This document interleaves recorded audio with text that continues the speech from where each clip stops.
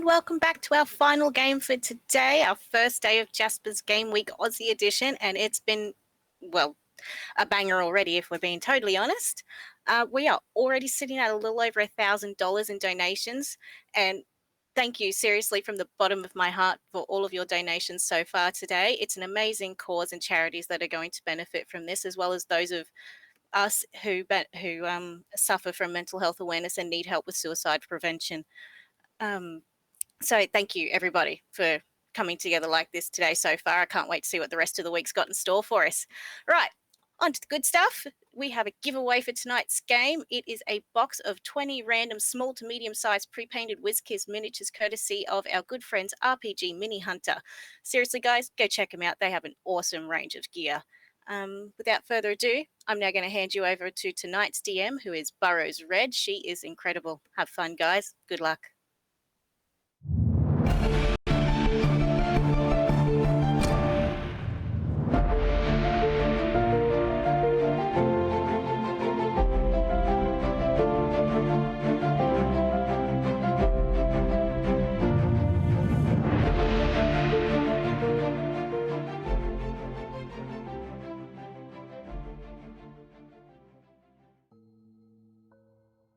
Hello and welcome to Game 3 for today for Jasper's Games Week Aussie Edition.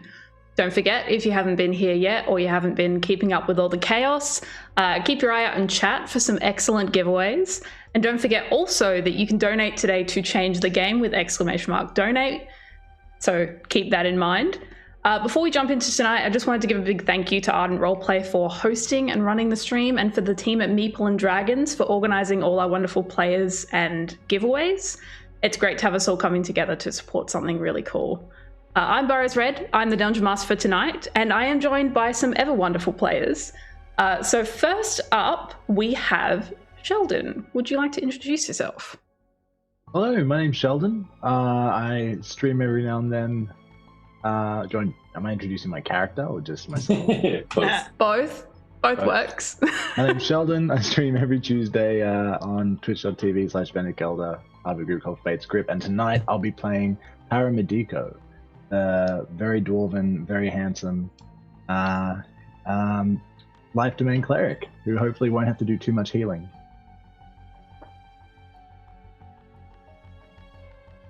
NVC, you are up next. Would you like to tell us about yourself?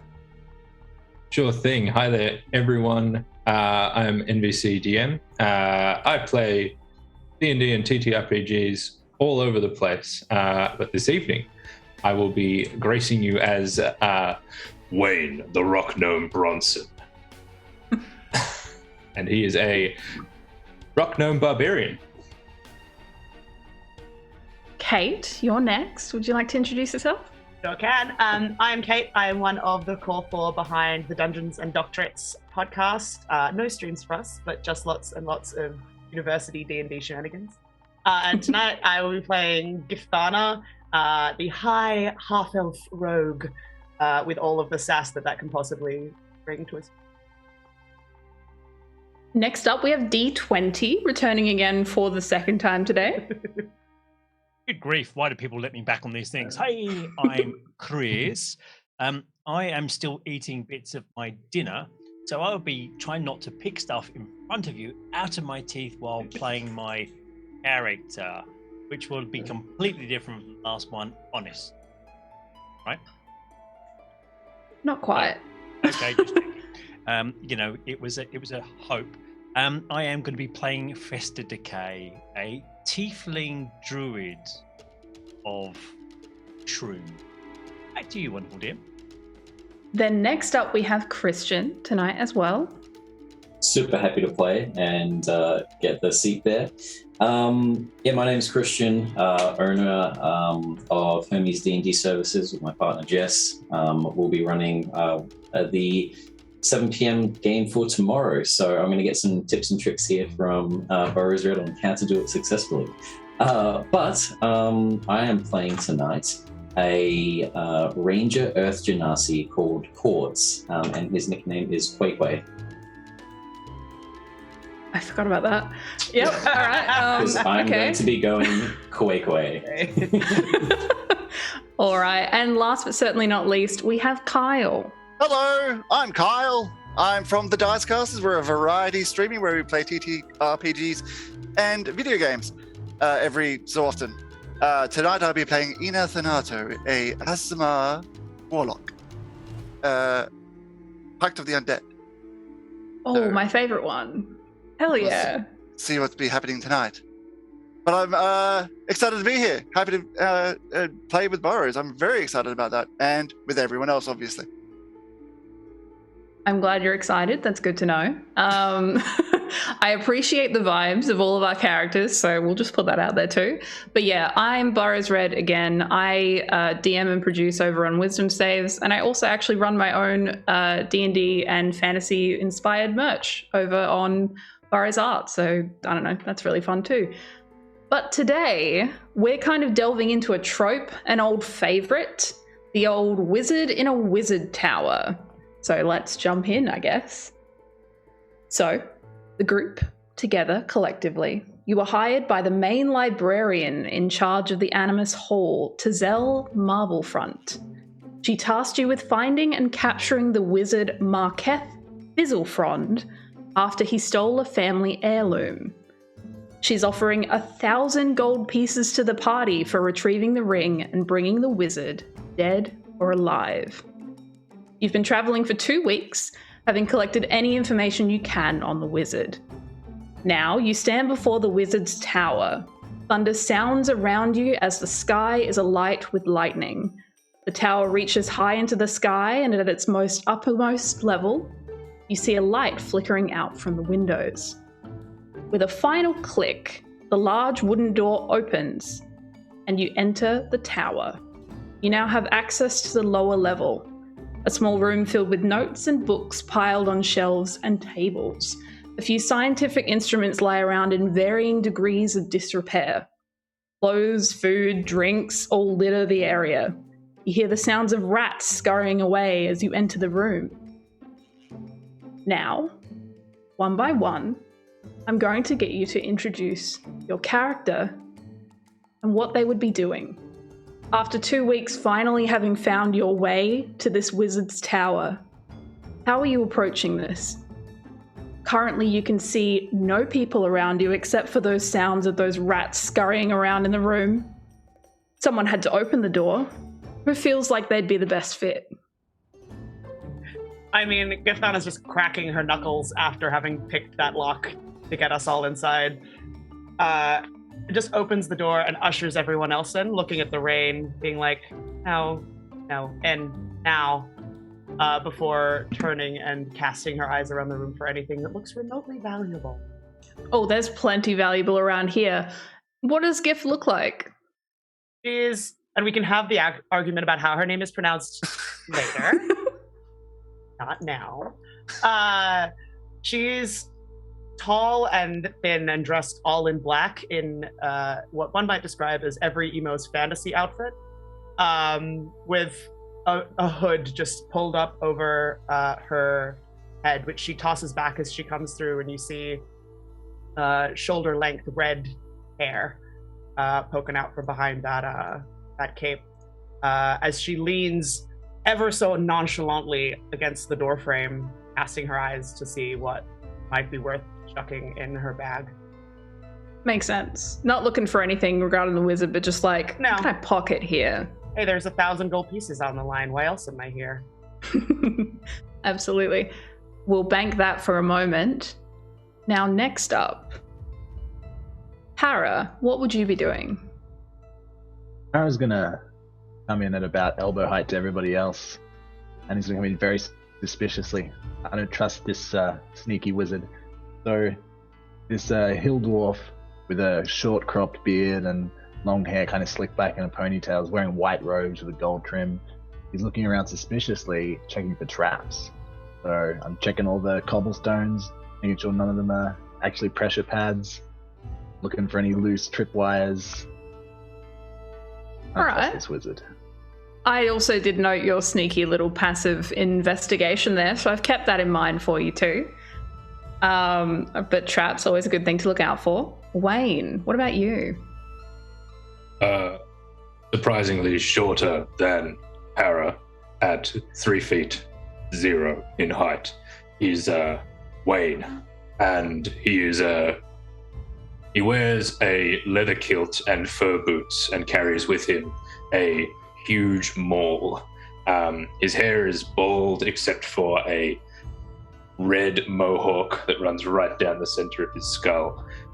He is extremely ripped, not like bulky, but just very shredded. And as he walks in the door, he is going to look around for something to eat because he is very hungry and needs an insane amount of protein to maintain this physique. Yeah, a very interesting array of food around the room in varying states of decay, but we can certainly look at that as well. Next up, Vesta.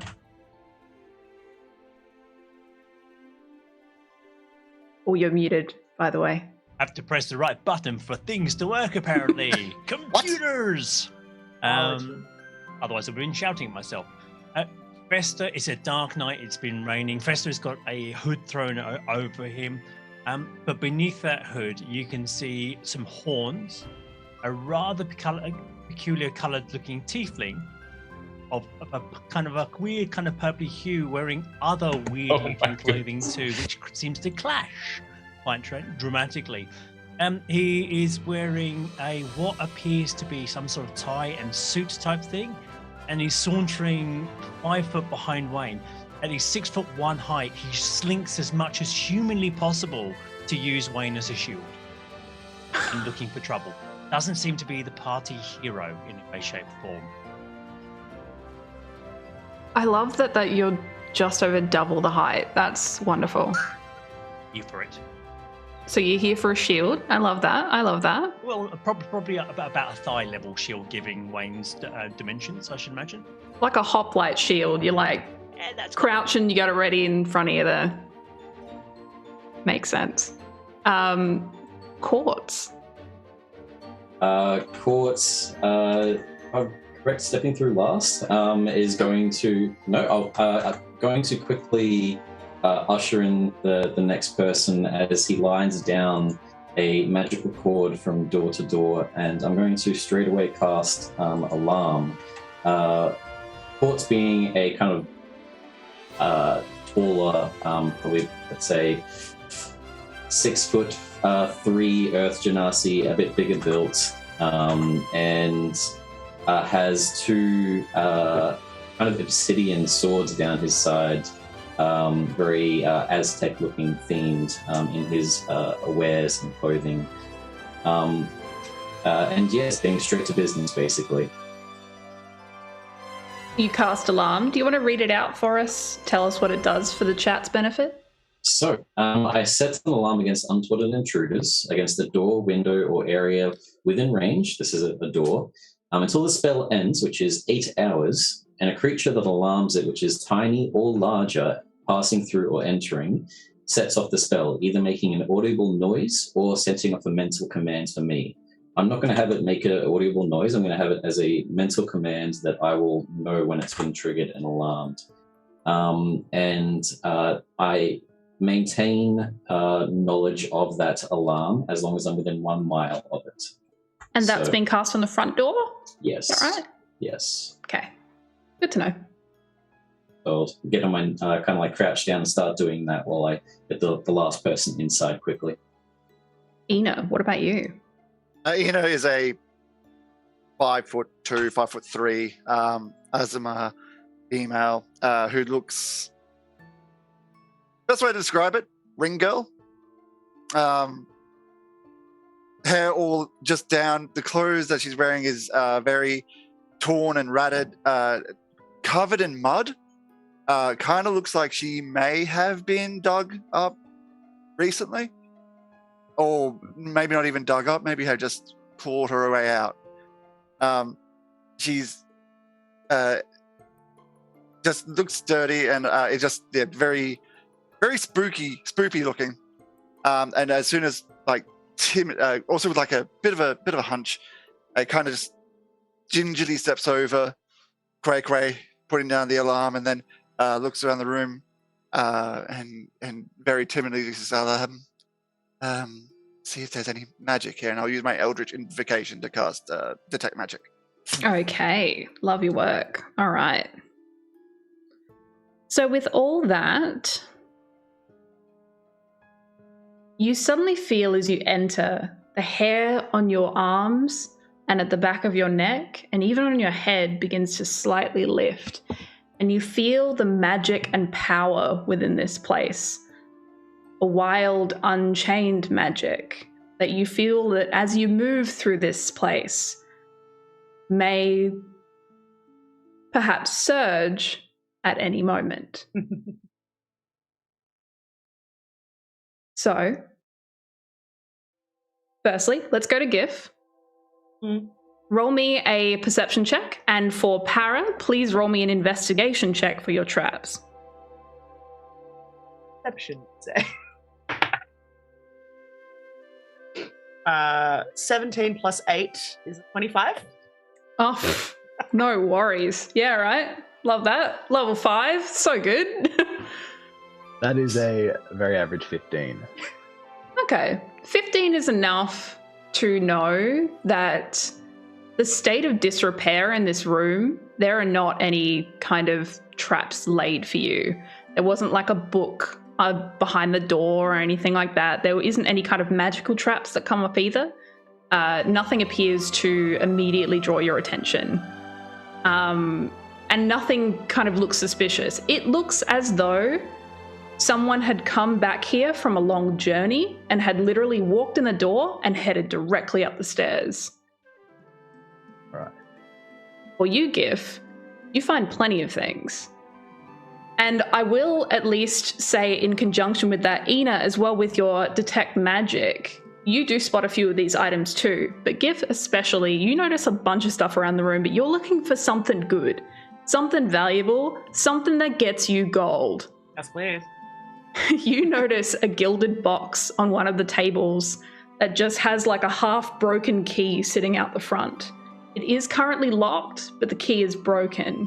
It may take some time to open, but you get the feeling that you just hit the mother lode.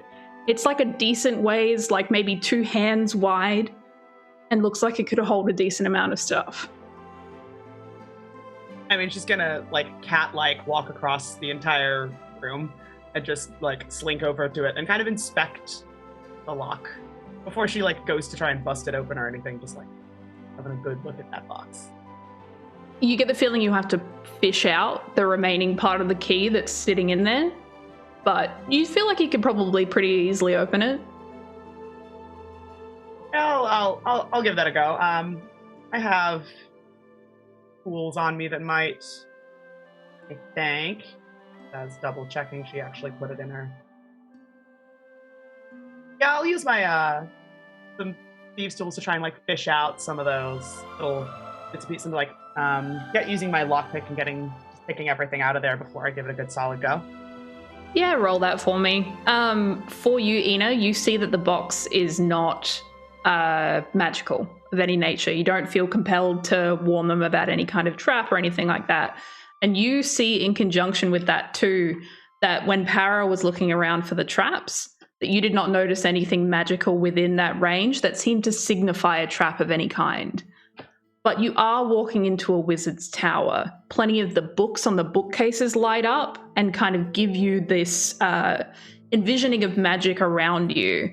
There are spell books from the looks of it. There are old tomes that seem to be containing some kind of spell or otherwise inside it. There are a few candles on the table. 2 of them have these runes etched into the side, but one is blank. And they are casting their own innate magic within them. What school? That's always a really good question, because every time someone's like, oh, what's the school of magic? And I'm like, I don't know, it's magic, man. I'll get the school for you. No, you're absolutely fine. Just make me go for a moment like, it's like magic stuff. Come on, man. It's the one that blows up. I'm pretty sure it's... I don't know, it doesn't tell me. Hang on. I think Let's have a look. Yeah, Invocation. It is an Invocation School of Magic for those items on the table. Evocation? Invocation. Invocation. That Thieves' Tools was a 21. Oh yeah, you're fine. You managed to open that up without any worries at all. You see inside 25 gold pieces, 8 silver, so not as much. You also see a procurement notice inside for ordering supplies. And as you kind of read through it, you see that it's asking for imp feet, sulfur, and gold dust. So that's interesting. And you also find 2 500 gold piece worth of rubies and 2 pieces of jewelry where the gems have been pried out of them. So they're just like silver that sits in the tray. I'm just gonna pocket all the gems and that money pretty quickly, and I'll have a good peer over that note, sort of obviously, which the people can see I'm doing it. From your information from Tizel as well, you are all aware that the wizard also had some kind of fascination with the abyss. So the imp feet isn't that weird. Kind of odd. But take of it as you will. Yeah. But yes, there are the candles on the table that specifically speak out to you, Ina. But there are plenty of books that do it as well. But you can't that's the one that draws your eye the most. The candles? The candles. Yeah. Any chance I could get an idea of what they are? You can.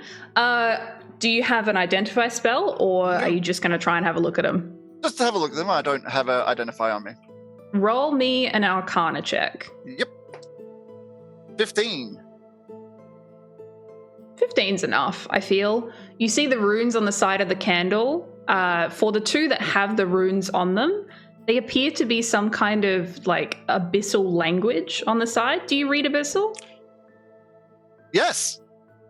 Oh, okay. Fully wasn't expecting that. All right, then.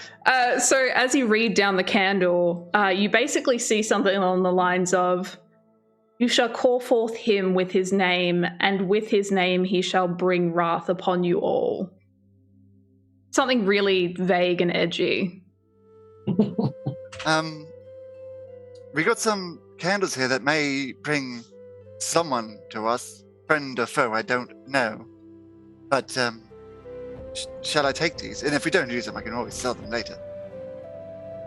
Does it say who they're going to bring? No, it's dark and edgy. Usually I'm in terrain. Bring it. Now, of course. I might look through some of these books real quick to see if they give me any indication of who shall be brought forward. You said they're magical candles. Are they going out when you move them, or are they staying lit?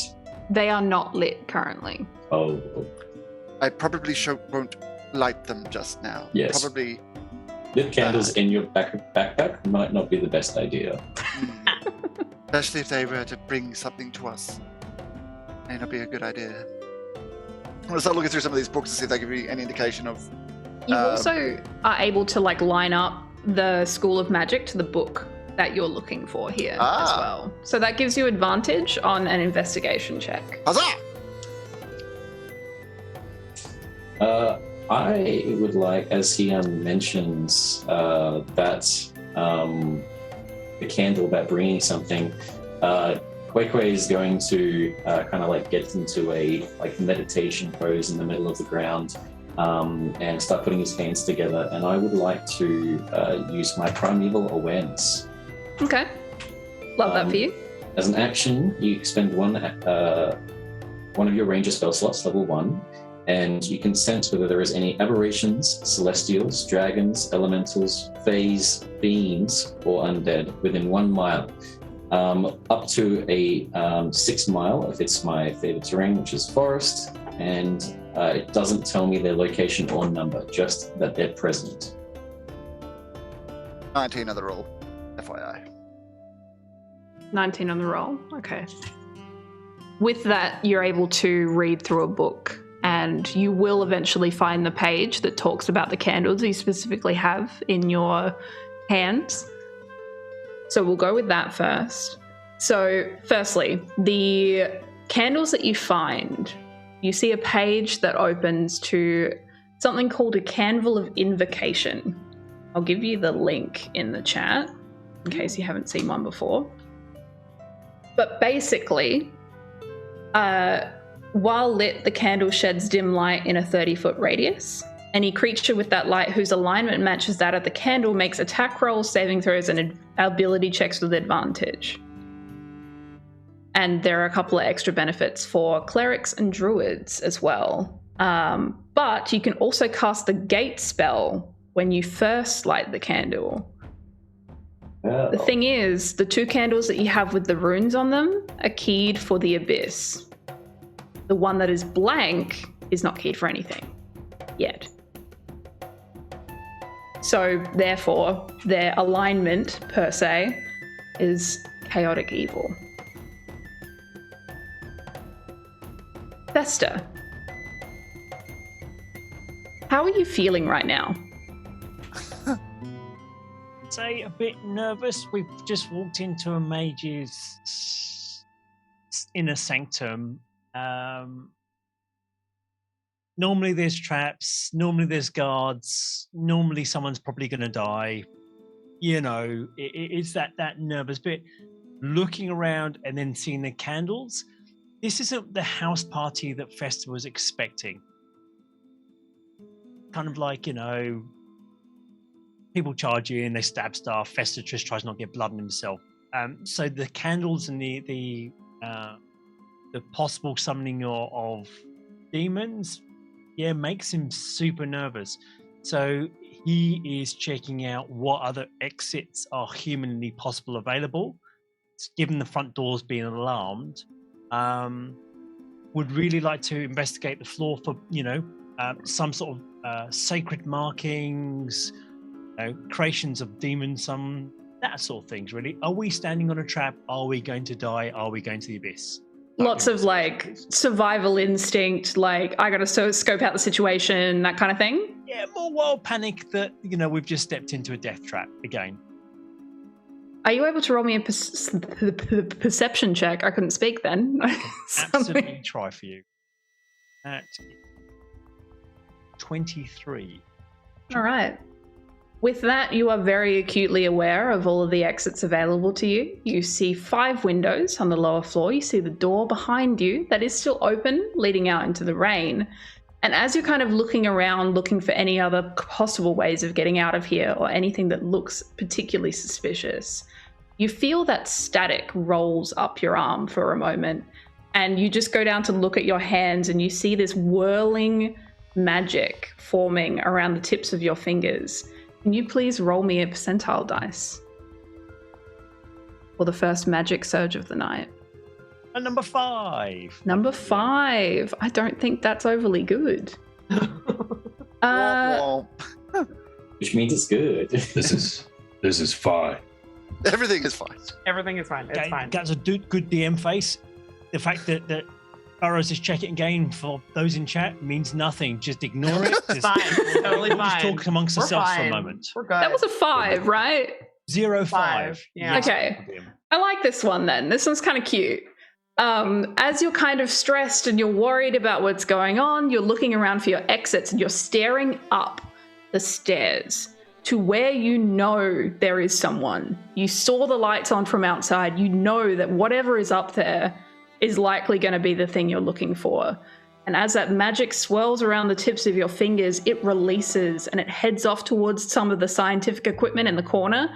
And before you're able to even make a noise, there is a mass of like metal and legs that just starts creaking and creaking on oily joints that barely seem to work as a Modron comes to life directly before you. This one gets up.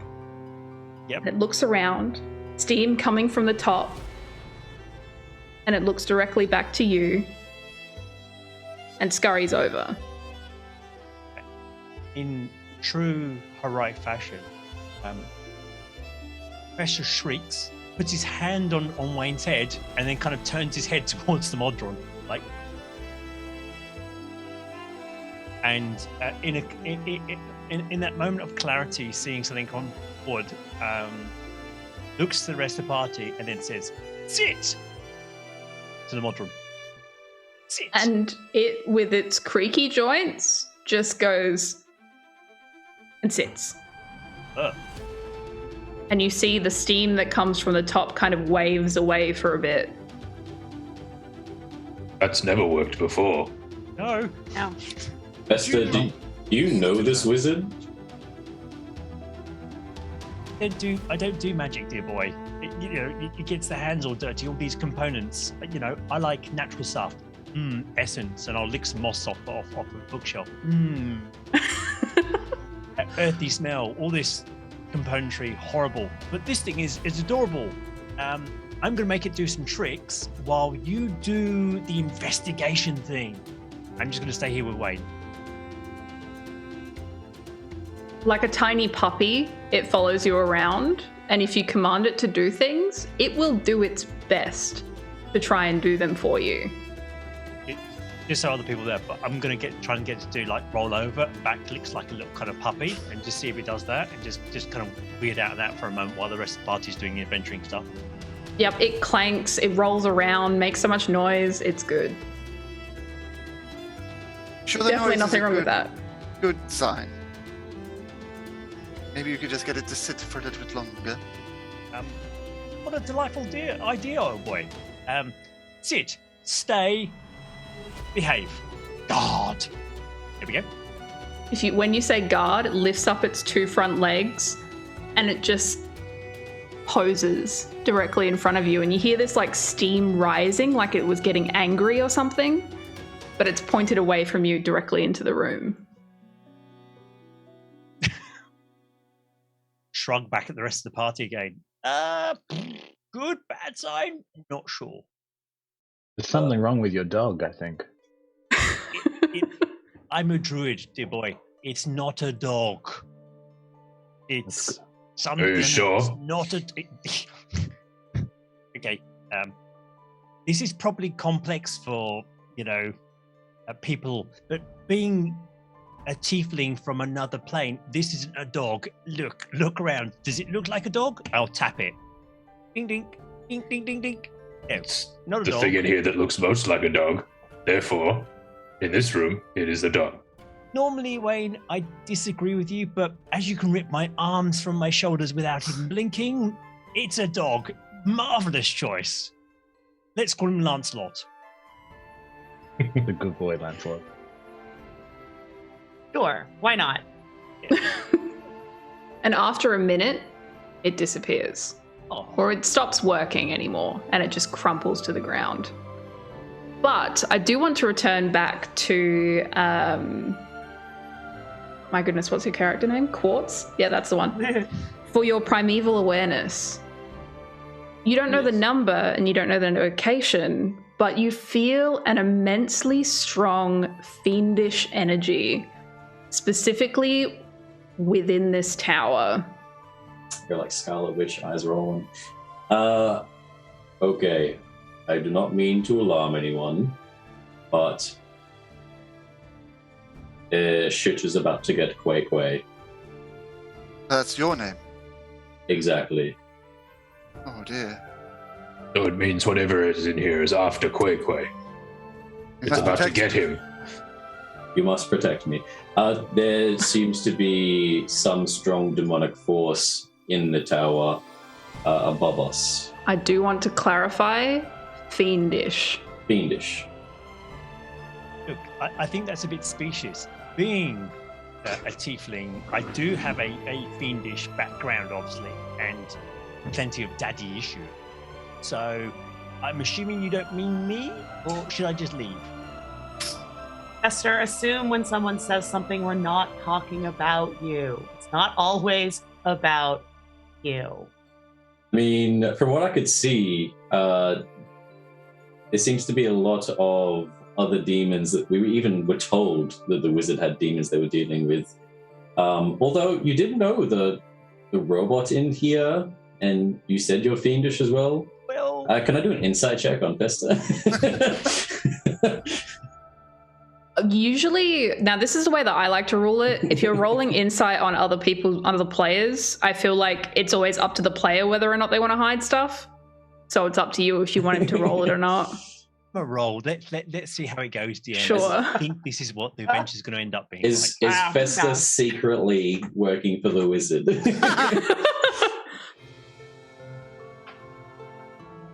Oh, it's not the best. It's 10. Hard to tell. Well, I think we should all start heading upstairs. From the looks of our group here, I feel like Wayne and Para should be taking the lead. Righto. Doesn't look to be anything to eat down here anyway, and I could feel my gains fading away. Yes, I agree, Wayne. You should go first. Righto. Up there then. I point to the stairs. Yeah. As Wayne is stepping away, Mansford gently caresses him on the head. Yes, it's Festa's beloved former employee and guidance on Wayne. Something touched me. It was Mansford, old boy. You're fine. Oh yes, your other dog. Cool. As you're all kind of moving to head upstairs, you see again that same static you feel on your arms and your head that kind of is just sitting and gathering and just being a constant companion to you in this room. That's when you see the lightning flash in the windows. And before of you, you see that magic surge in your hands. For Festa, Wayne, Para, and Gif, I need you all to roll percentile dice. Please don't make this horrible that we're doing them all at once. No. How many fireballs? Just a fireball in every different direction of the room. We'll be great. It'll be great. 83. 83, okay. 40 on the dot. 32. I feel like 32 is the good one. Yeah, it is. No, it's not. Oh, goodness. Oh. All right. Oh, wow. And? That was a roller coaster. You're muted again. I know. I realised the terror in my own voice. 94. Thank you. Oh, no. Okay. Let's go first. 83. Who rolled 83? You did? Okay.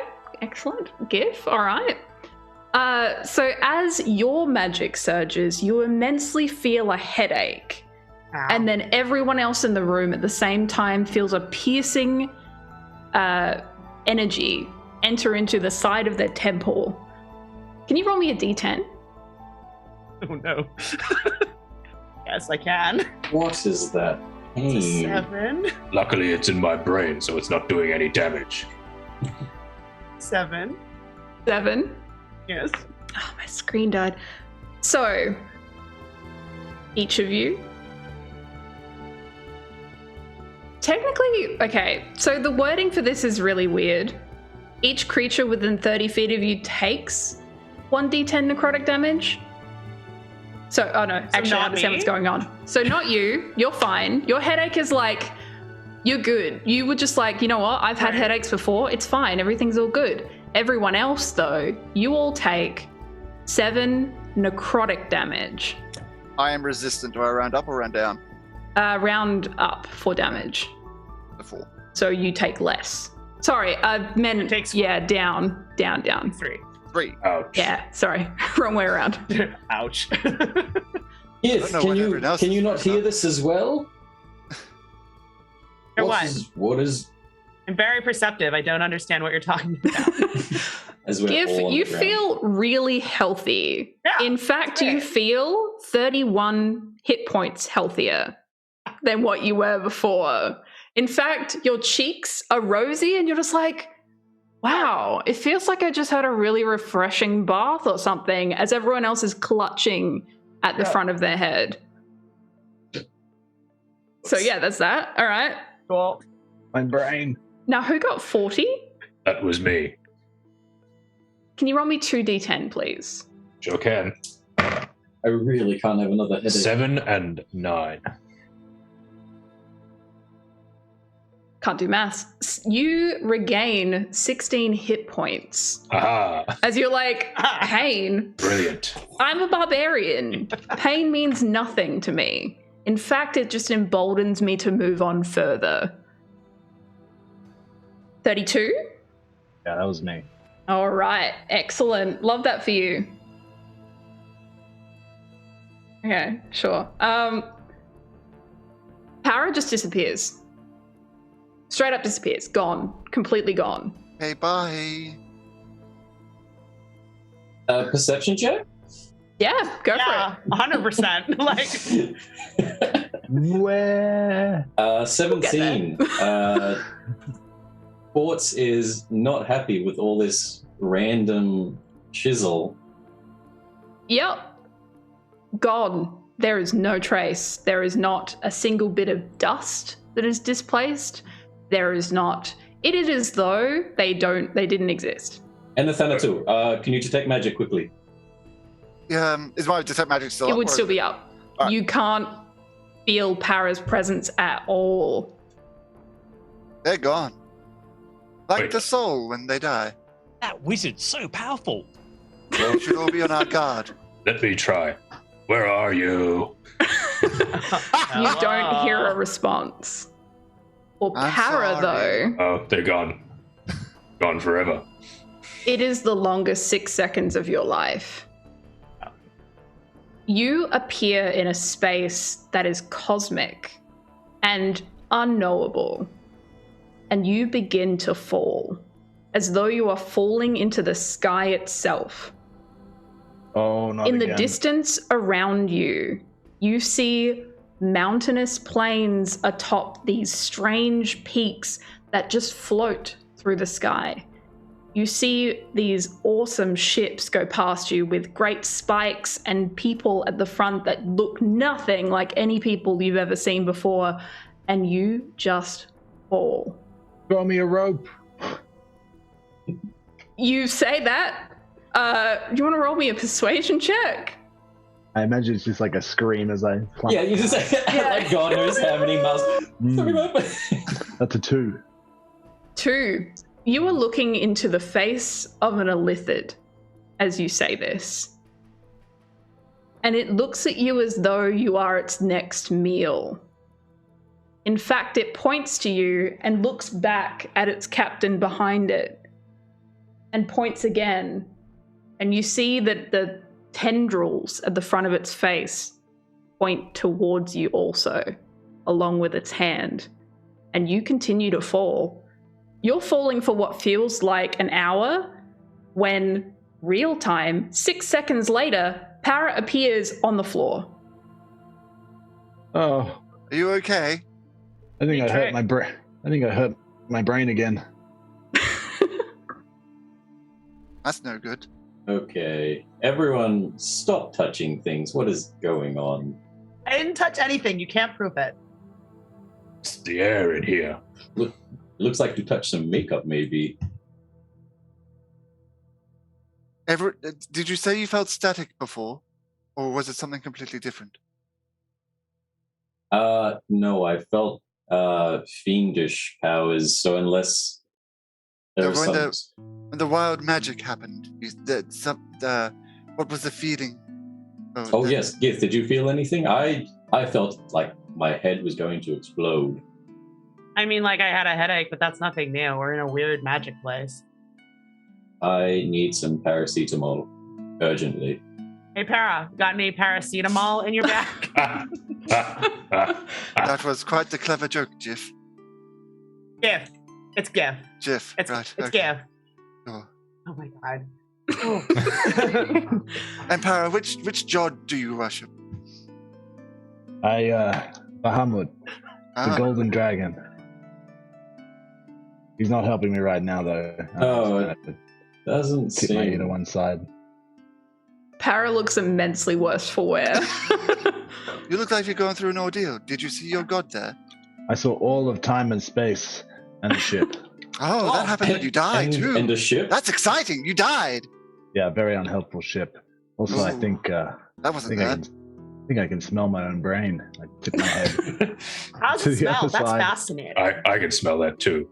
It's not your brain. Now, lastly as well, who rolled the 94? All right, love that for you. Your size increases by 1 size category for the next minute. Your 6'1" self increases in size as you're still kind of crumbled beside Wayne, trying to use him as a shield, to the point that your head starts touching like one of the freezers at the side of the building. And you're just like, oh, this is terrible. Looks As like he's everyone going- just gets to look at you. as Quickly you're is now going large. to pull out both longswords, the obsidian longswords. You sure you're not a demon? What is going on? Looks like Wayne's only covering your ankle now. No. Fiendish, devilish, not demon. It's completely different, to be clear. How high is the ceiling here, DM? Is it? Oh, very high, very high. So Okay. it's, just to give you an idea, it's a tower. So the Sure. staircase kind of snakes around the top. The ceiling itself is probably 40 feet up. Okay, that's But- okay.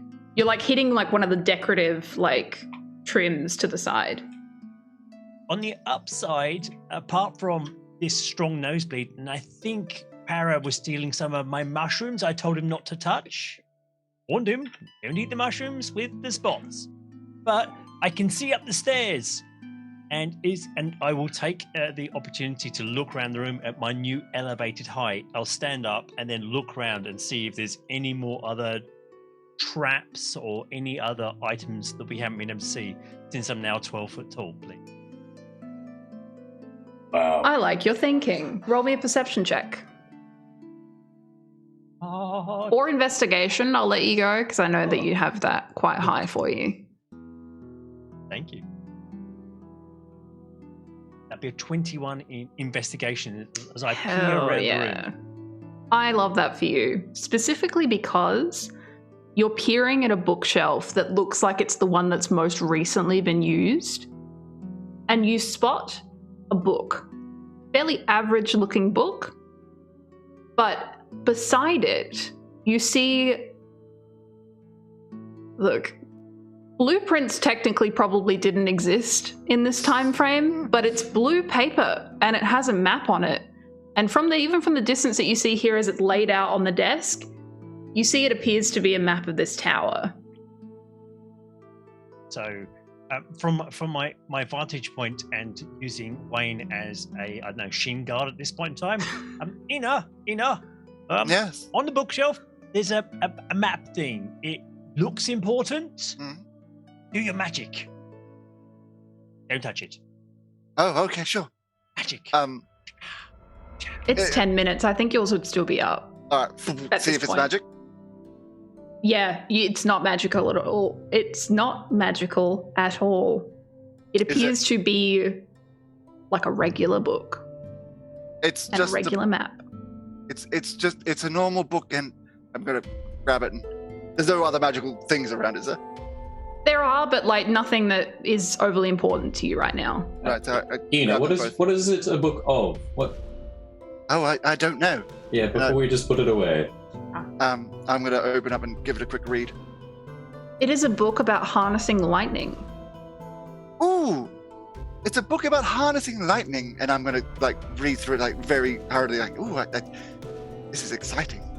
And it's at that point when you pull that out, and with the map on the desk beside it, the blue one that you saw from before, anyone who's close enough will be able to see also that it is clearly a map of the tower.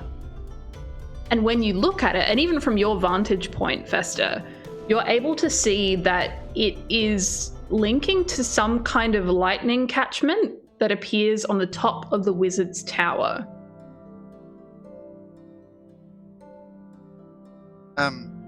Am I gleaming anything like how to harness electricity with this book? Not with the book. It's giving you more information, but as you kind of go book, map, they go together. So when you look at a few pages in the book, you're able to line them up with the blueprints that are sitting directly beside it.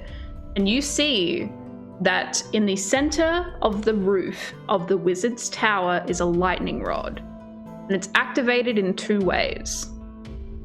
Firstly, there are 2 levers, one to the north, one to the south. The one to the north opens the tower up at the top. The south one opens up the lightning rod to accept lightning, essentially. And there's a very vivid description in the book about how it will strike immediately beneath it and be captured with something underneath the floor, which seems to line up with the center of the room upstairs.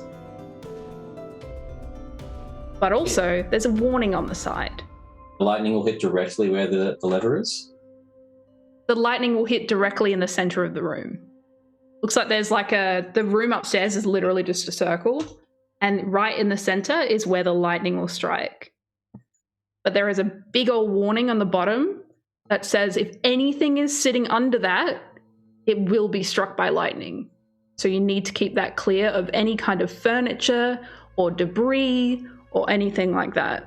I'm going to sit cross-legged in front of Wayne and explain that very slowly. Now, if you're in the center of the room when lightning strikes, you are going to get struck by lightning. It's going to hurt very, very much. No, do it again. Okay. So you know how lightning bad? Yes. If you stand in the center of the room, the lightning's going to hit you. Oh. Which one is the center? Not against the wall. Oh, okay. Yes. So, lightning hits the wall. I stand in the center. Everything okay? My nose starts to bleed, but it's not red. It's just black ichor. Oh, I've made a terrible mistake. Yes, go to where you want. And I'm sure there'll be many enemies there for you to hit. And get your gains on. Stand next to the wall. If you stand in the middle of the room, you will lose gains. No. Not my gains. No, yes. So, don't do that. Hug the wall. Got it. Yes, hug wall. I go and I hug the wall. I just go over to Ina. I just go, don't bother. There's no. Sometimes you aren't lucky. Can I go over and just quickly take a look at the blueprint that's still on the table? Can I see how many levels the tower is? There are definitely only 2 that you care about. The bottom floor and the upper floor. It looks like there's some kind of living area in the middle, but for whatever reason, these blueprints are more focused on the top of the tower because that seems to be the main area of study. So it's not showing how many levels we would have to go up before we know inside that we're close to the top. You get the feeling that you will run into a very big door that will be like, hey, this is the place, and it will come up with a warning message at the front that's like, if you go through here, you can't come back. In video game fashion, you know? Oh, like a big ghost door, a big fog door, Yeah. Is a door you get yellow that vibe from this blueprint. Yeah. We've walked Souls into Gate. Elden Ring. Yep. I want to see the plans. Festa, uppies. That's so cute. Uppies. Yeah, so Festa kind of puts out a leg at a weird angle, and I'm 12 foot tall, so I'm going to do kind of a weird kind of yoga pose, and at the same time kind of slide next to Parrot and say, look, old chap, I know you're into the religion thing and Wayne's running up my leg. Ignore that for the moment. Seems a little bit odd, I understand, but someone hit me spiritually in the face and my brain doesn't feel that well. But I know magic's, the healing stuff's yours. but I've got this little mushroom fairy that's really good at making people feel better. Don't mind if I give it a spin, do you? No, please. After what I just went through, I don't fear the mushroom fairy. So Manfred said, murderous friends, don't kill me. It's a friendly fairy mushroom. And with that, Fester starts pulling kind of these studs off his jacket, and there's moss, which you just kind of scratch together, which kind of illuminate. And as they start to illuminate, this gets bigger and bigger, and a kind of weird fairy covered in mushrooms kind of drifts off towards you. It's there to heal you. Just let it sit on your shoulder for a second. And that is the wonderful healing spirit. So that's a D6 for the next couple of rounds. So DM, I'll let you go on, but basically everybody's going to be healed up because it runs for. Hell yeah. I love Circle of Spores. So good. So everybody take yourself up back to 4. I've just rolled 10 points of healing per person. You. Dang. Yeah, look, I mean, I'm fine. I can take it, but like, it's not gonna, you know. Oh no! I was severely wounded by this thing. Oh, that's nice for you. It didn't hurt me that much. Why did it hurt you more? Maybe you didn't like him Weird. very much. Maybe. Okay, maybe we should proceed. Yeah. Yes, let's. I thought that's where we were to see going. more death. I don't like it up Alright. here. Put me down. I hold the plans up for Wayne. So we don't go to the center of the room when we're at the top, Wayne. And apparently you're afraid of heights. Don't like it. Too high. You know we're in a wizard's tower. Yeah. Don't worry. Okay, let's go. It's okay. It's okay. Knowing Wayne's challenge with heights, I've got a conjuration, you might call it, that will help him when it comes to the right moment. Great. And I pat Wayne. Okay, friendly, don't kill me manner. Probably touch me again. All right. So are we heading up the stairs? Yeah, Gif is standing by the stairs waiting. Okay. For, like, come on, guys. Like, it's. I Yep, follow. we good? Up the stairs. Yes, Stairs? up the stairs. Oh, Bester, are you gonna fit up the stairs? It has been a minute. You find that you are slowly shrinking back down to your regular size. As I'm shrinking, look, one more thing. I know you want to go up and engage in combat, but normally we like to investigate the rooms we're in for clues, so we don't get murdered. Yeah, I know. Free loot. Murdered. That's I mean, Free death loot, can fun always just times. bring you back. Mash. Not if he's dead. No, I died. I came back. Oh gosh. But the rest of us that don't like to die, like Manfred, it's. Can we just look around just a little bit longer while you check out the door for, deadly traps? We'll just scout around and have a look, because these candle things seem a little bit weird. No one's worried that there's a way to summon demons and the candles are here, and there's I've a got the portal to candles. another hell? But the I've got candles in your backpack, and we're never gonna have to worry about it because we've got the candles. Don't you think these come in 5 packs? I don't know. I've That's never why I been don't number. exposed to demon summoning candles before. Yeah, Why? Fester, you Is seem to that know where they quite a come lot from? about this. Well, look, if you'd Are gone you- to a proper school, they would have taught you these things, obviously. I mean, Not all of us went to devil school. Yeah.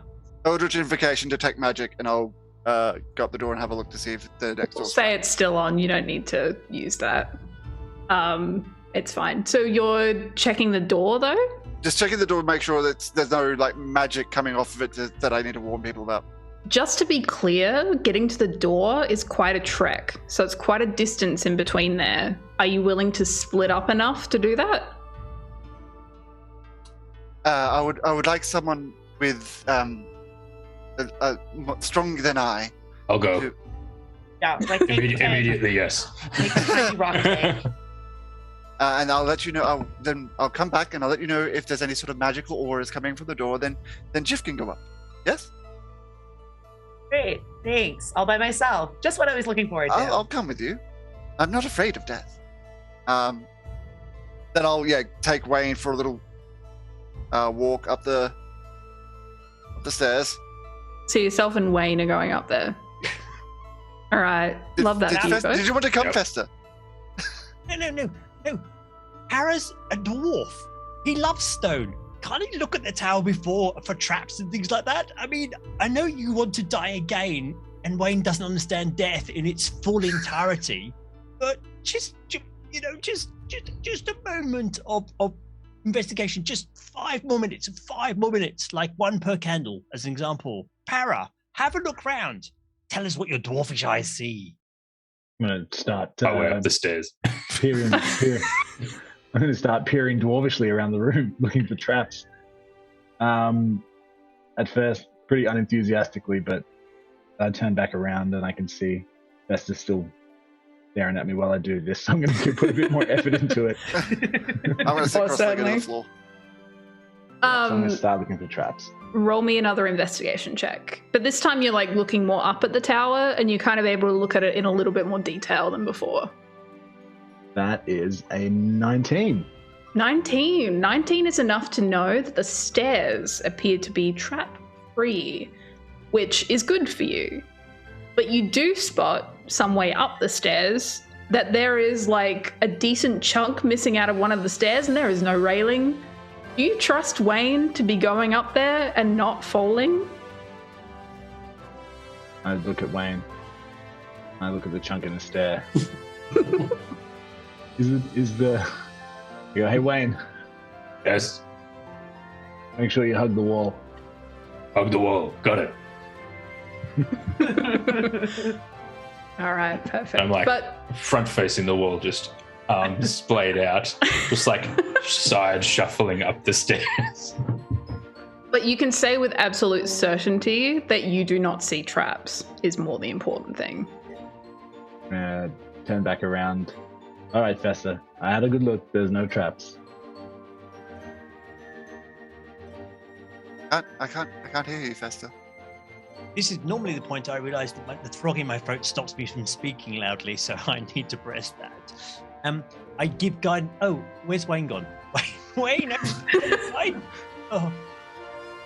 And then you can say that you've done that before he's gone up there. No, he's upstairs, hug, wall, upstairs, okay. hug, wall, upstairs, hug, wall. Following very slowly.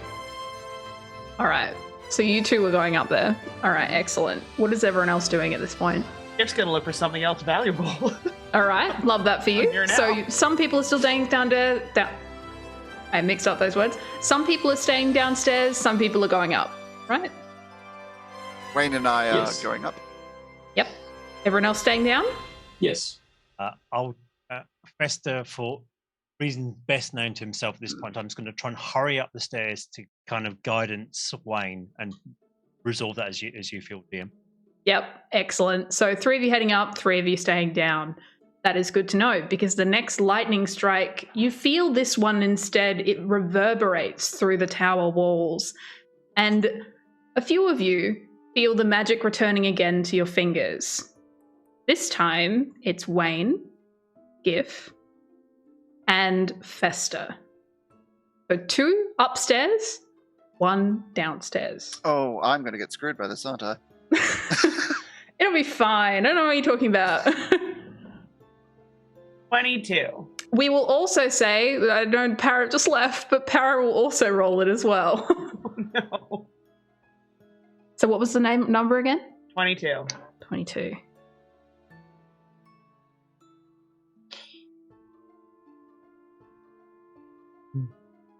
That was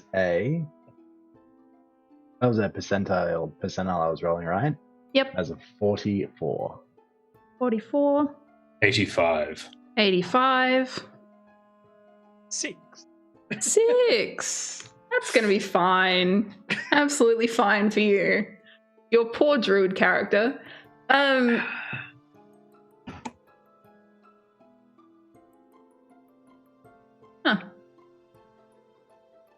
22. Who was it? Gif who rolled 22? Yeah.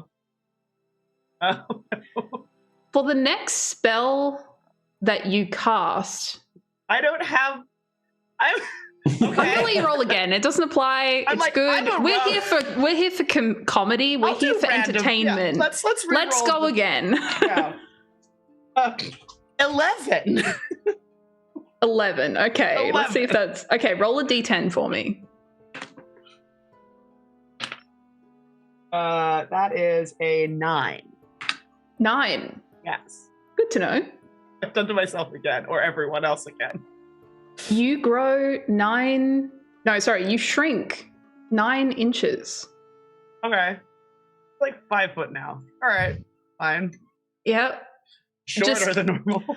You're strolling around, digging into like desks, going through everything, trying to find anything useful to you. And you just slowly feel yourself crinkling. And you think at first, like, maybe it's my posture? I don't know. And as you stand up, you see the world from a 9-inch shorter lens. Yeah, my cape starts dragging along the floor. Yeah. Important to note, though, there is no time frame for this. Cool. You feel it feeling a little bit more permanent than Great. what it normally would be. Awesome. 44 was power, is that right? Yep, 44.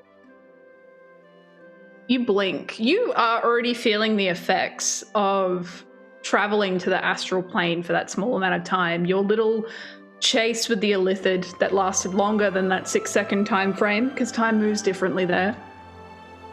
You blink. And as you open your eyes again, you're on the other side of the room. And you feel this energy in your fingers. And suddenly you think, I was just over there. And you blink again, and you're straight back to where you were. For the next minute, you can teleport up to 20 feet using a bonus action.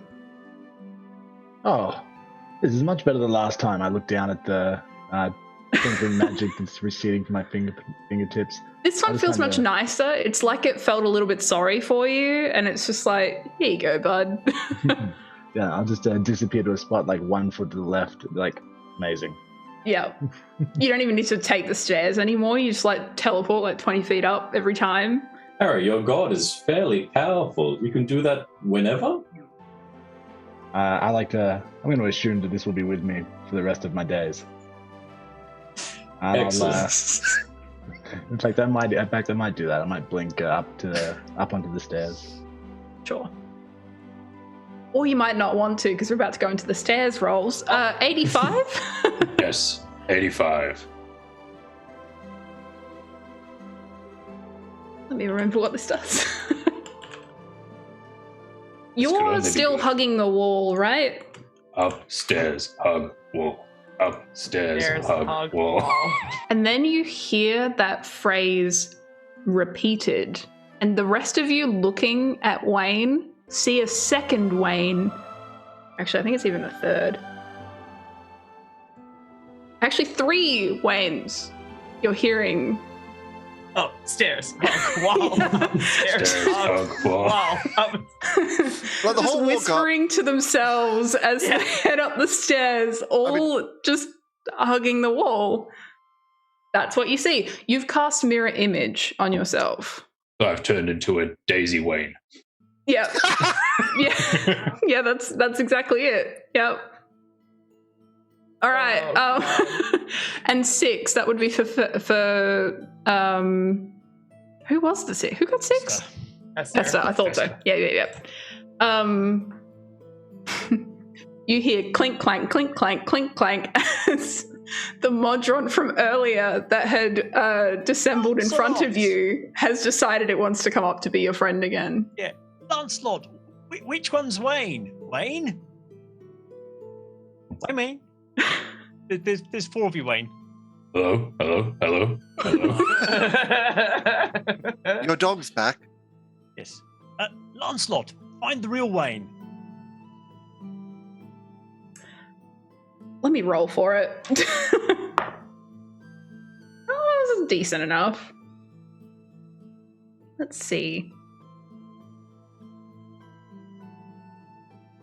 It walks up to one of them. It like kind of seems to eye them for a moment, and then it walks up to one of the wains and taps you on the back of the foot.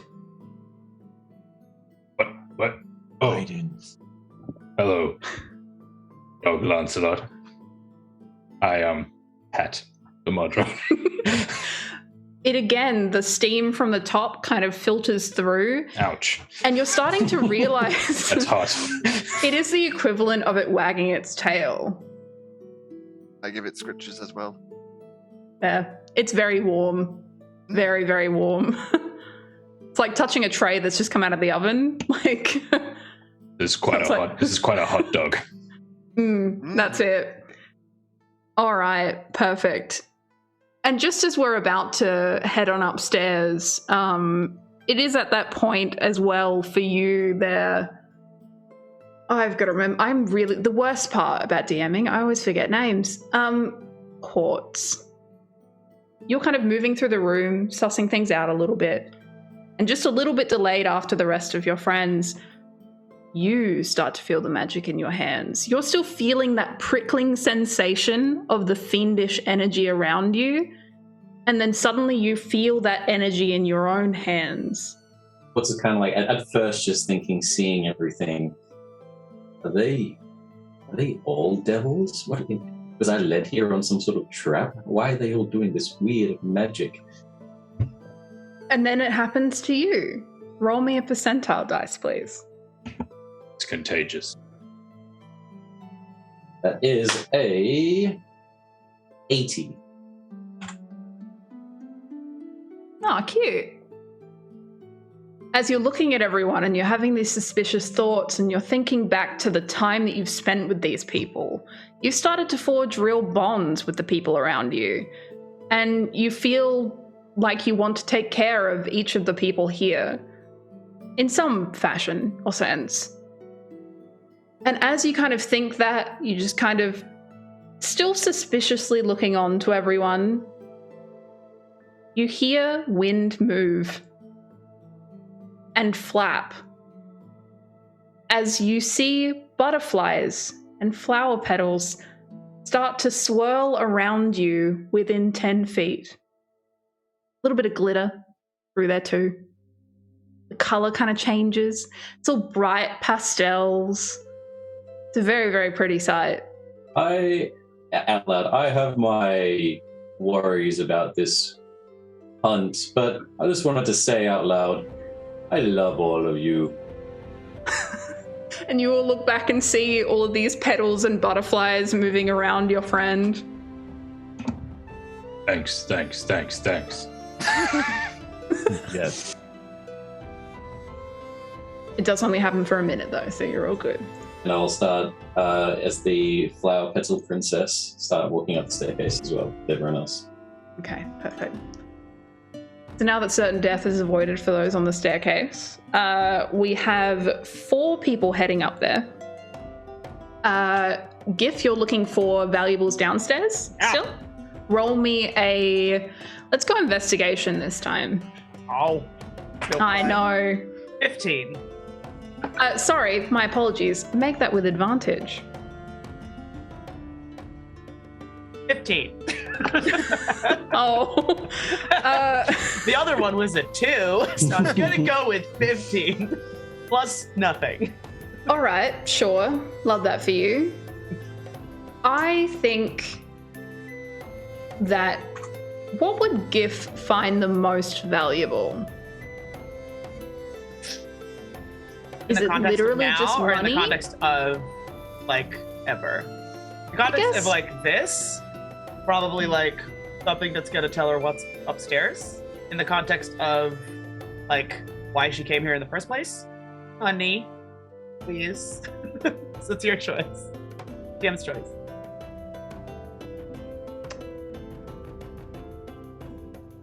I think you find a beautiful gilded book that as you open it to the front, you see that it is a glossary or a compendium of demonic creatures. Oh. And as you kind of scroll through, you see one of the pages have been dog-eared, and you see a fearsome demon on the inside. It has large fists that extend into the ground, quite an angry-looking face and large teeth. And you see a name above it. Balgura.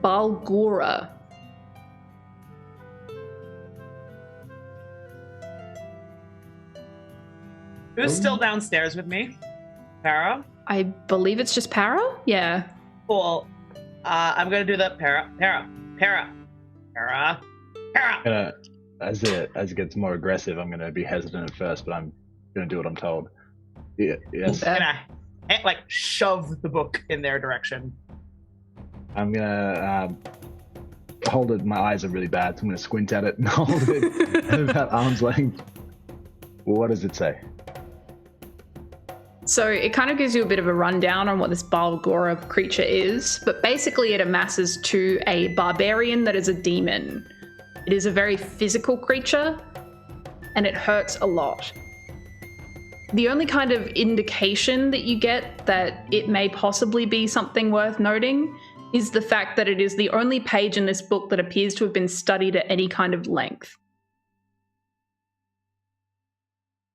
I'm just gonna rip. So it's the only page in this whole book. One page. It is. You also feel that the book is very valuable, like gold-wise, incredibly valuable. Okay, Wait, cool. Did So you just rip the page out? Yeah, absolutely. I'm gonna rip that page out of the book. As long as you're aware, that's all good. I'm gonna take the book back. Just like, what did you? I mean, it's like in that like the brain is going. That's a very valuable book. You just tore a page of the very valuable book. What do you do? But No, you're right. not on Gif, the outside. Gif, you're right. This is important. I'm gonna fold the piece of paper up. It is also important to note that I will give you also for reading that. This is. You'll get at least some information on the creature. You'll learn its resistances, immunities, and condition immunities, if you're ready. Yes, I am ready. It is resistant to cold, fire, and lightning. Cold, fire, and lightning. Mm-hmm. It is immune to poison, and therefore its condition immunity is poisoned. Man, if we were ever to fight this thing, don't poison it. Wait. Good thing this will never come No up. poison. Also, it is at this point, after you felt the magic from before, it hits you again, because I believe you rolled a 6 and I completely didn't go over that. So it's once you've pocketed that piece of your page. Mm-hmm. Wait, no. Is that you? No. that's the roll. We did That was Festa. We did that. Did I get you to brought the roll? dog back. Oh no, but we did 22 for you, didn't we? 22 was me, and then it was 11 because it didn't make sense because I don't cast spells. Yeah. I was 44. 44. Too much damn Say magic. 44? Too many wild magic surges. Yes, I thought, oh, we did Not the enough. teleport. The Blink, teleport. blink. No, we're good. We're good. We're good. We're All fine. good. Everything's fine. It's all good. I just wanted to make sure everyone had their chance to potentially do some crazy, wacky things. Yeah. Wayne, how are you feeling right now, speaking of crazy, wacky things? Which one of me? All of I'm you. feeling great, and the other three are pretty good too. Feeling swole. Found some protein in your pack. I found some spare whey powder. The reason I ask Yes. is, Wayne, you feel a weight in your pocket. Oh, what's that? You look, and that wasn't there before. You pull out a deck of cards. Ooh, shiny. Wow, gold, gilded. We love this. Definitely will not share with you. You feel a compulsion to pull one. Alright, I'm gonna give him a quick shuffle first. The other three around you just kind of like look and they stare and they're like, what's gonna happen next? Esther looks so tiny confused at the gnome pulling out all these I don't know if you can see that because it's probably going to fade out from existence, but it's the idiot card. The idiot Oh, card. so no change. Oh no. That's mean. God. That's so. Can you roll me a 1d4? Okay. Just secure a D4 real quick. Wayne, why are you holding that card out? What? I wanted it. What? That's Wow. a 3. As you look at this card, you suddenly forget a few things. And as you're looking at it, though you're not immediately aware of it, any kind of books that you've picked up in the past about science or nature, suddenly you just can't draw from them for some reason. It's probably not a huge concern for Wayne, but on a meta level, you lose 4 intelligence points Right. permanently. Let me just adjust that here real quick. Okay. Oh. Okay. And And? There's an and? There's you a. can draw an additional card. Oh, hell yeah, absolutely. I don't have the intelligence to tell me otherwise. Hey God, what's your wisdom? It's like Let me see. I'll shuffle these again. I'm waiting for we're gonna get some game ending thing that we won't even get to the top of the tower. No. You guys will just be I don't know, chilling on it, having a picnic or All right. something. I got a book. I got some rubies. I got some money. It's fine. So to the other 3, nothing's changed for Wayne from our perspective. He's just You see that? Okay. It's the Don John card. Oh, why do I feel like that's terrible? This can only end well. Yeah, I don't know that. That's I don't know a good that that's an one. overly good one. No, no. You're going to tell me. that's not good. Wayne, why are you pulling more cards out of your Not pockets? good. I feel unusually, it's the word for overwhelming desire. Compelled? I feel unusually compelled to do I so. will soon get checked if this is incorrect, but if there is a card that removes the player from play, can we say it has a time limit? Your game. It's your game. Your Guess what? I'm just What happened? checking. What? Okay. What happened? It's if it's the card I think it is, The suspense is killing us. All 4 of us. Just like Para from before, you disappear. Oh my. But okay. this time, everything of yours remains. The cards fall to the ground, your pack falls, everything just falls. The other 3 Waynes still there. They are still there. I've decided they are because they're wonderful and they should remain there. We just lose Wayne 1. We don't lose Wayne. Other It Wayne, was 4. So it's fine. We have 3 in reserve. Oh man, that better not happen 3 more times. Oh my God. Speaking as Alter Wayne. And you all feel, the rest of you in this room are like, oh shit. Like you get the inclination that it is not good. It is not a good time. Wayne, you are locked in a cage that is in the middle of literal nowhere. You cannot sense anything around you. You cannot see anything around you. You Based on only what I've stay... heard, I'm also naked. Yeah. I've said you can remain in your underwear because it is, we don't want to do that to you. You've gone through enough trouble. But you just remain. You try to speak, but your words don't come. And you remain in this space. Yeah. Alone with my less than average And thoughts. brain. Yeah. Quartz is going to shout down to Para and Gith. Okay, we need to move now. Gith, can you get up here, get the door? Para, can you grab Wayne's things just in case Wayne reappears? Team, we need to go. This isn't getting better. we've lost Fine. another one. What? If runs up the stairs, being like, what do you mean you lost? And Doesn't know that there's a gap in the stairs. Roll me a dexterity saving throw. Yeah. Kate knows. That's a 15. Yeah, that's enough. Cool. It's stairs. It's stairs. I've run upstairs. You're a before. fairly dexy character, like. Yeah, that it's plus not 6 too is hard. helpful. Yeah, for sure. Okay. Great. Yeah, she's just gonna leg it up the stairs and be like, "Did someone check the door for traps, or do I need to do that too?" Not yet.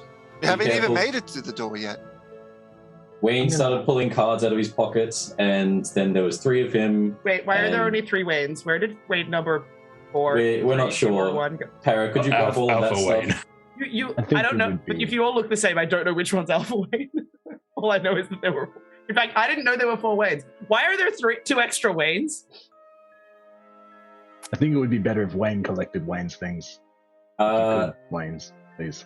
Yeah, we're going to ask the mirror images to pick up. Why do you have Waynes? What? Mechanically, will you allow my mirror images to pick up my things?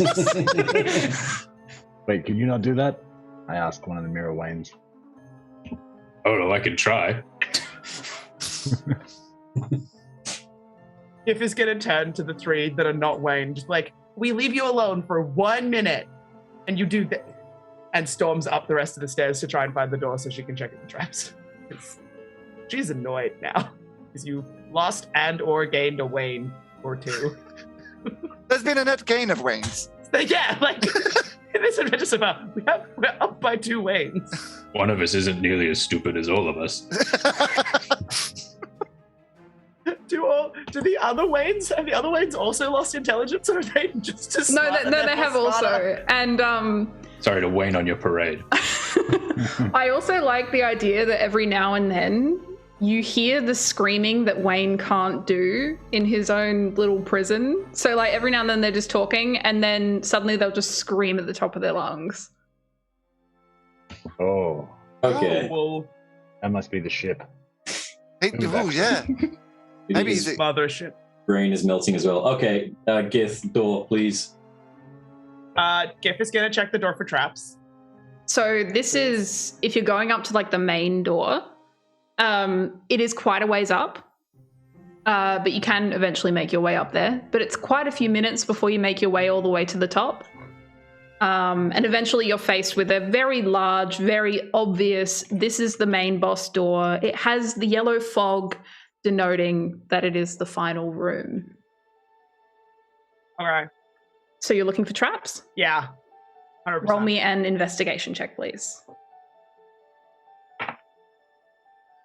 9. 9. It looks like a really heavy door. No. Cool. It looks like it's also locked. Cool. I'm gonna try and pick the lock of the door. While she's picking, Quartz is going to like sink his hand into the stone of the staircase beneath us and start like messing with the minerals and use his merge with stone for his racial trait, giving all of us pass without a trace spell. Nice. It is also My stat's gonna be really stupid now. it is also at this point that you, Quartz, feel a tug at the alarm on the door. And you hear back in your mind a squeak. And then a second squeak. And you feel that there are rats that are passing through your alarm down the bottom of the stairs.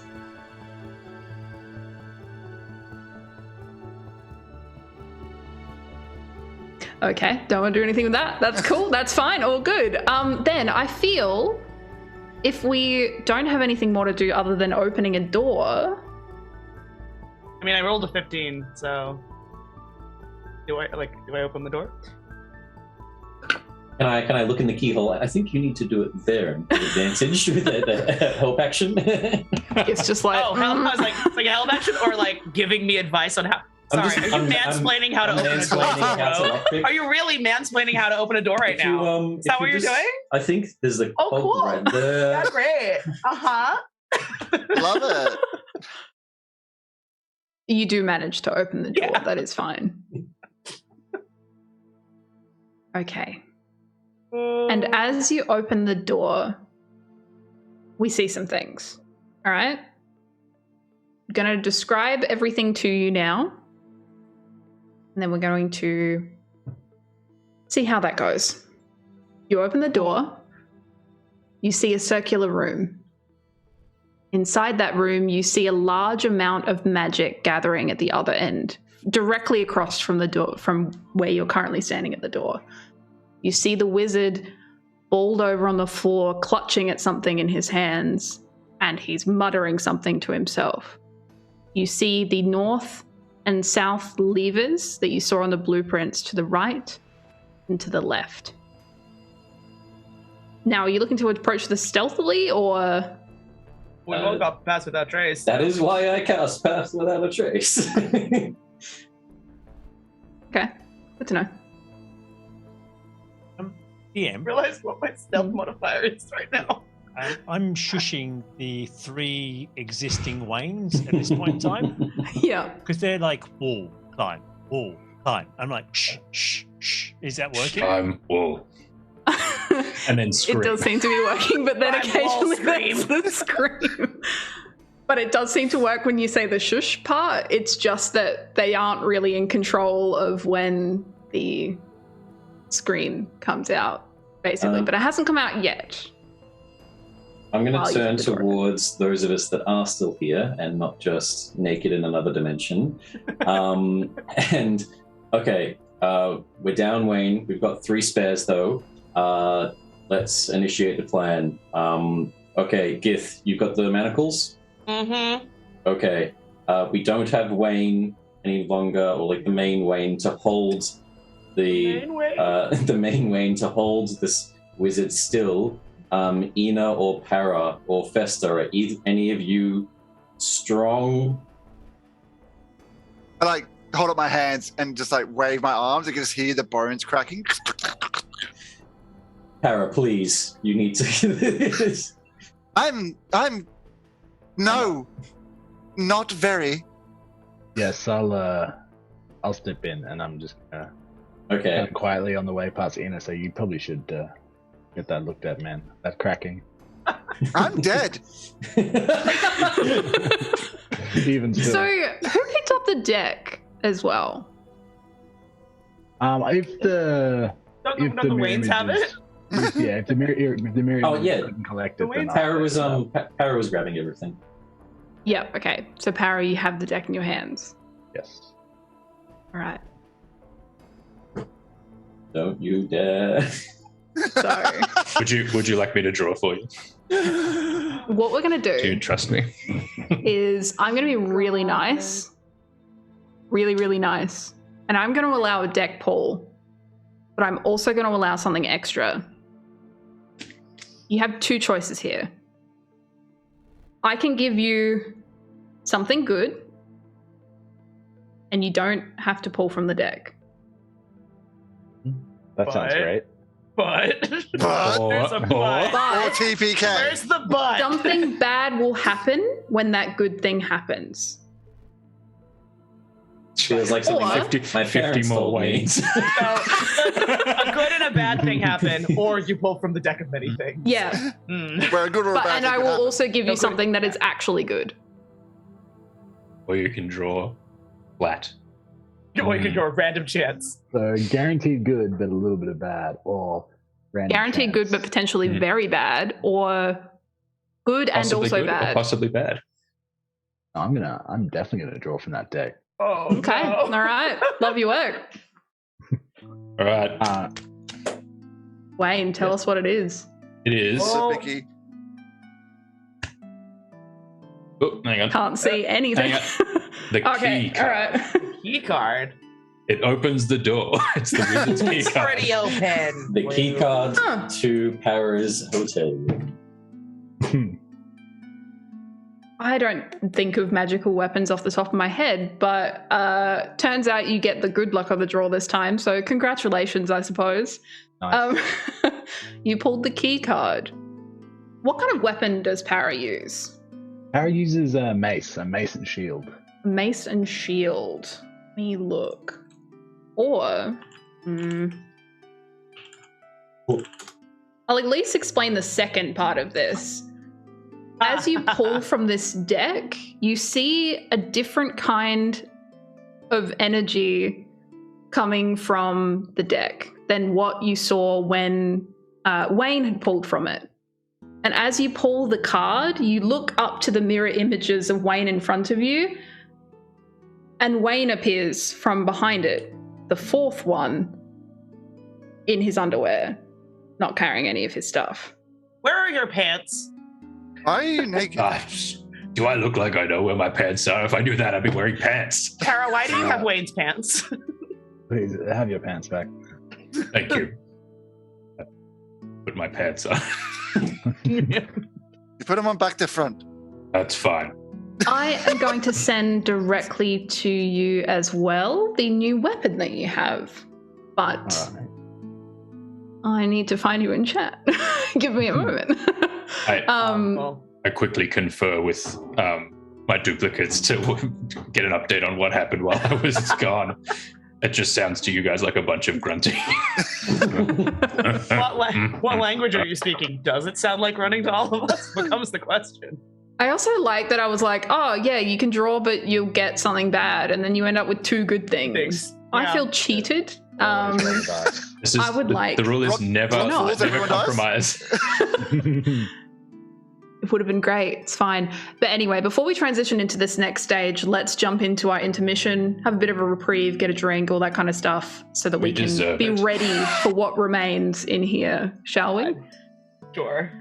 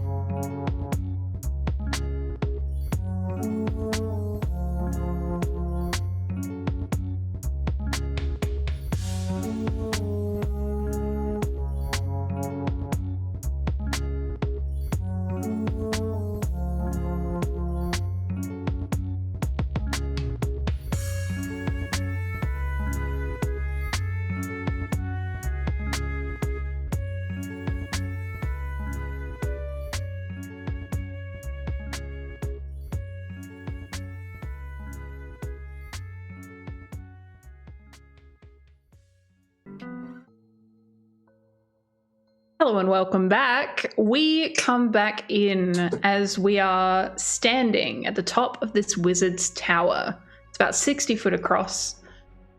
Directly at the wall opposite from the door that you've entered is this large magical sphere type shape that's kind of moving and changing before you. You see the wizard roughly in the center of the room, clutching something, and as he's on his knees, just looking over and muttering something to himself. You see the levers to the right and left of you, indicating the north and south one. So north to the right, south to the left. You were all attempting to kind of stealth your way in, I believe was the plan, with some pass without a trace. Yes. You hear again the sound of rodents kind of moving around you as you kind of head on in. Are you able at our feet? Not at your feet, just around the room. Okay. And kind of like relatively close to you, but not directly beside you. Sorry, DM.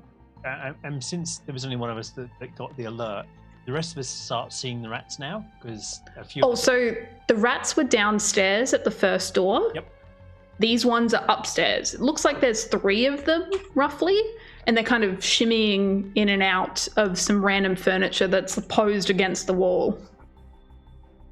From the width you were kind of doing the tower at previously, does this mean that the wizard kind of sitting there mumbling is only about like 20 to 30 feet away from us? About 30, yeah. Okay. Look at all those dogs. Hopefully the 3 stooge Waynes told the real Wayne the plan, and that we're about to try to execute it. I'm gonna like raise a hand and then like lower it for everyone, and I'm gonna cast silence on top of the wizard. Okay, you cast silence. Do you want to tell the chat what that means? Silence means for the duration, which is 10 minutes while I'm concentrating on it, in a 20-foot cube centered on a point I choose, any creature inside or object is entirely immune to thunder damage. The creature is deafened while inside, and casting a spell that includes verbal components is impossible in there. So I cast that, and then I'll probably at this point audible, probably not like a shout, but audible, just like go. Is that to a specific creature, or is that an area effect? A point I choose. I would just choose the ground where the wizard is, I reckon. How large is the area? Fireball radius, 20-foot radius. Good to know. And yeah, I'll say go for everyone to do their own Power Ranger moves as we capture the wizard. If's gonna work her way around the like left-hand side towards the wizard, going along the wall. Mm-hmm. No. But with like the manacles like pulled out and like attached to her hip. Yep. So that she got heat. You have a passive perception of 18, yeah? Yes. You see a rat scurry from the outside of the wall and head in to kind of gesture towards the wizard inside. And I do those excellent like army moves of like looking at people with 2 fingers, like the pointing at the rat. Like, go, look at the rat. I think most of you should notice that. I think you all seem to be relatively wise people. I just think she's waving, so I wave back. Again, just gently tilt Wayne's head in directions of rat. Right, just like... Dog. Gith, he's actually deafened at the moment. I'm trying not to draw attention of whatever other demonic things are in here, but you can talk to us. She's not talking because she's a rogue and she don't do that right now. Like, she's also probably halfway across the room. Like he's moving her way around the wall, so she's further away from you than she'd be. Has anyone got above a 15 passive perception? Oh, and above 15 passive investigation. I have a 16. 18. When Quartz calls out, the other 2 rats stand and look up, and they're shaking their noses. And then they move around the room. Eldritch Blast. Both of them. I'm not sure what's happening. Blast them? The rats seem cold. Yep, let's go on. Anyone doing anything else? I'm I'm gonna gonna keep sneaking towards that wizard. start making my way over across the room, straight beeline for the wizard as well. Just to hold him Oh, down. sorry. I'm just like, I look at at Quay, and I'm like, Now, you go now. Okay. You grab him. Right, got it. I would like to bonus action go into a rage. Okay. Love your work. It's a very small, very compact rage, but it's like you see all of the muscles on Wayne's body bulge, and he like yoinks his maul back from Para, and then I'm gonna like straight across towards the wizard. Okay. So Ina is casting Eldritch Blast. Wayne is running into the center of the room. What Correct. is everyone else doing? Stealth. So still All around stealthing? the yeah, basically Yep. And you're heading to the west. heading. If the logical compass point north-south is doorway to north, Yes. then- Yeah. So sorry. Yes. West. To the left. Yes. Yeah, to the left. That is not To the left, necessarily to the left. compass that way, but I know what you're talking about. Left of the door. So if I see Wayne kind of running over to hold the wizard down, I'm going to race on over myself, but I'll do it right behind him and hand on the shoulder. I'll give you guidance. Okay. What about Festa? Nice. Fester's horrified by this plan and the scurrying rats. The roof's not open, right? Not right now. Okay. He's going to spend this combat event actually investigating the room. So he's going to look really hard around the room to see what else is laid out there, because everybody's just gone and charged in. It's like, We will say that you would have had the time to do this, so you can roll investigation now if you'd like.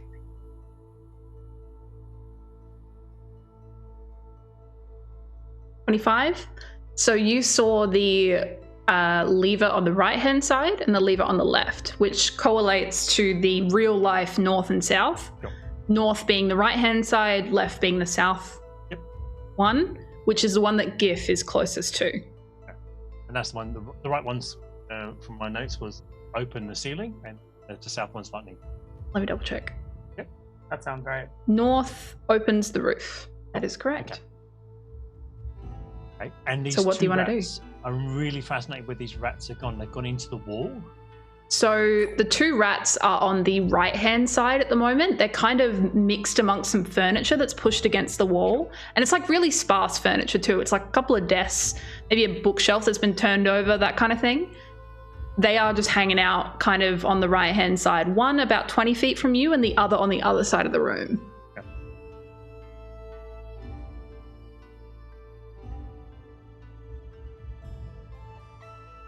You want me to do rolls to hit these rats?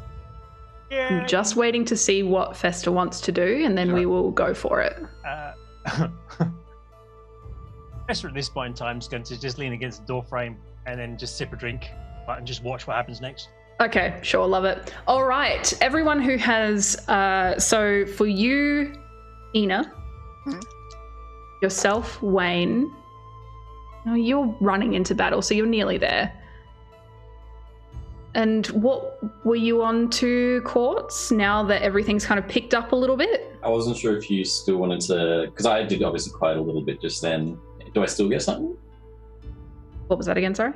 Because I did quite a lot. Oh, yeah. No, you're good. You can still go. Yeah, absolutely. Okay. I will initiate whatever you've got planned, as I'm going to Misty Step to the other side of the wizard so that I've got him pinned between me and the approaching Wayne. I'm going to just be 5 feet right in front of whatever he's muttering. Okay, sure. Excellent. I love that for you. That's definitely a great decision. All right, I need everyone to roll initiative, please. Nom. 19 plus 6 is 25.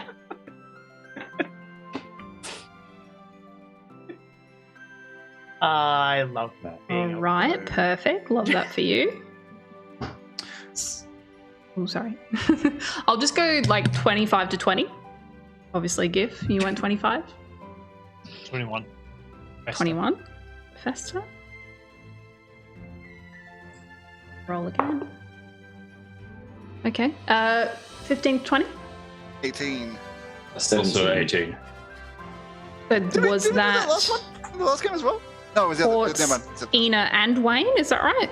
I'll be after them too. I had 17. Okay.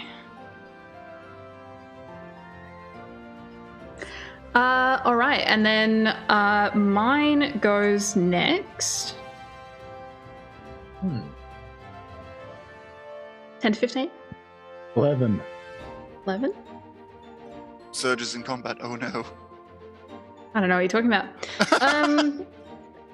And then lastly, 5 to 10. No, do we have anyone else? Please don't tell me I'm the one who rolled the lowest. Oh, that's embarrassing. All right, then I put my sneaky one right at the bottom, I guess.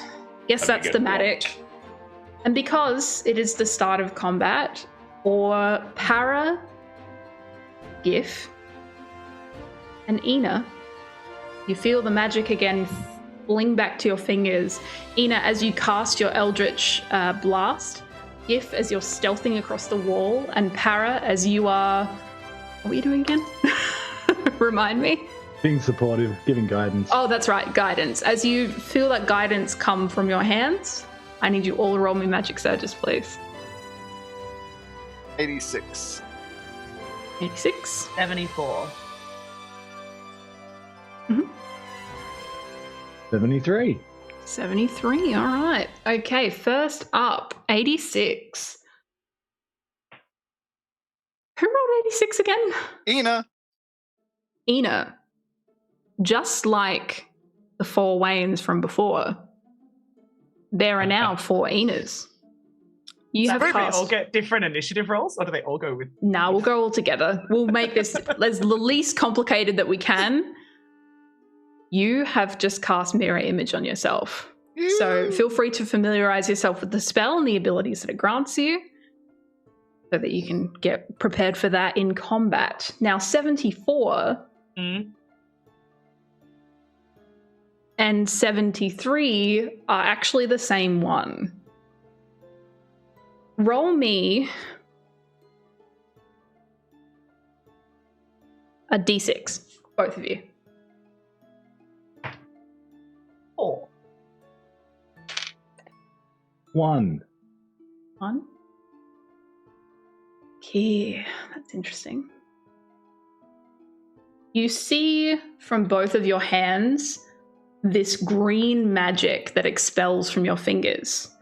And it spreads off into the distance. Gross. For a 1, you see it connect with nothing in the air, standing roughly near the center of the room, and it dissipates before you. Gif, same thing happens, but this time it reaches out to one of the rats. But as it lands on their skin, they just kind of squeak this very loud noise that for a moment sounds like a grunt, but it doesn't settle. So we're going to do our attack rolls for Ina. Roll me the them before we start in our combat. That is with guidance as well. Guidance or advantage? Because I should have used the advantage on the initiative roll, but I'll just do it here. What you can do is you can do advantage on your next one. Use the guidance now. Just remember for your next dice roll, you have advantage. Yep, alrighty. So my first one for the first rat with the guidance. 19 plus 8, 27. 27 easily hits. Yep, and then one with advantage. Sadly, the rats are not wearing plate mail. Modded 20. 20. Okay, sure. What's the damage? First one. I'm also going to use the Eldritch one where it blows them 10 feet away from me. Okay. So, first one is 2. And is it 1 for each rat? 1 for each rat, yeah. Okay. Second one is 9. Okay. your spell reaches out and touches 2 of the rats on the side, and as it connects with the sides of their bodies, instead of a squeak, you hear a loud, piercing grunt. As you see the rats before you curl up in the air, and they're knocked back, is that right? Yeah, knocked back 10 feet. I got Repelling Blast.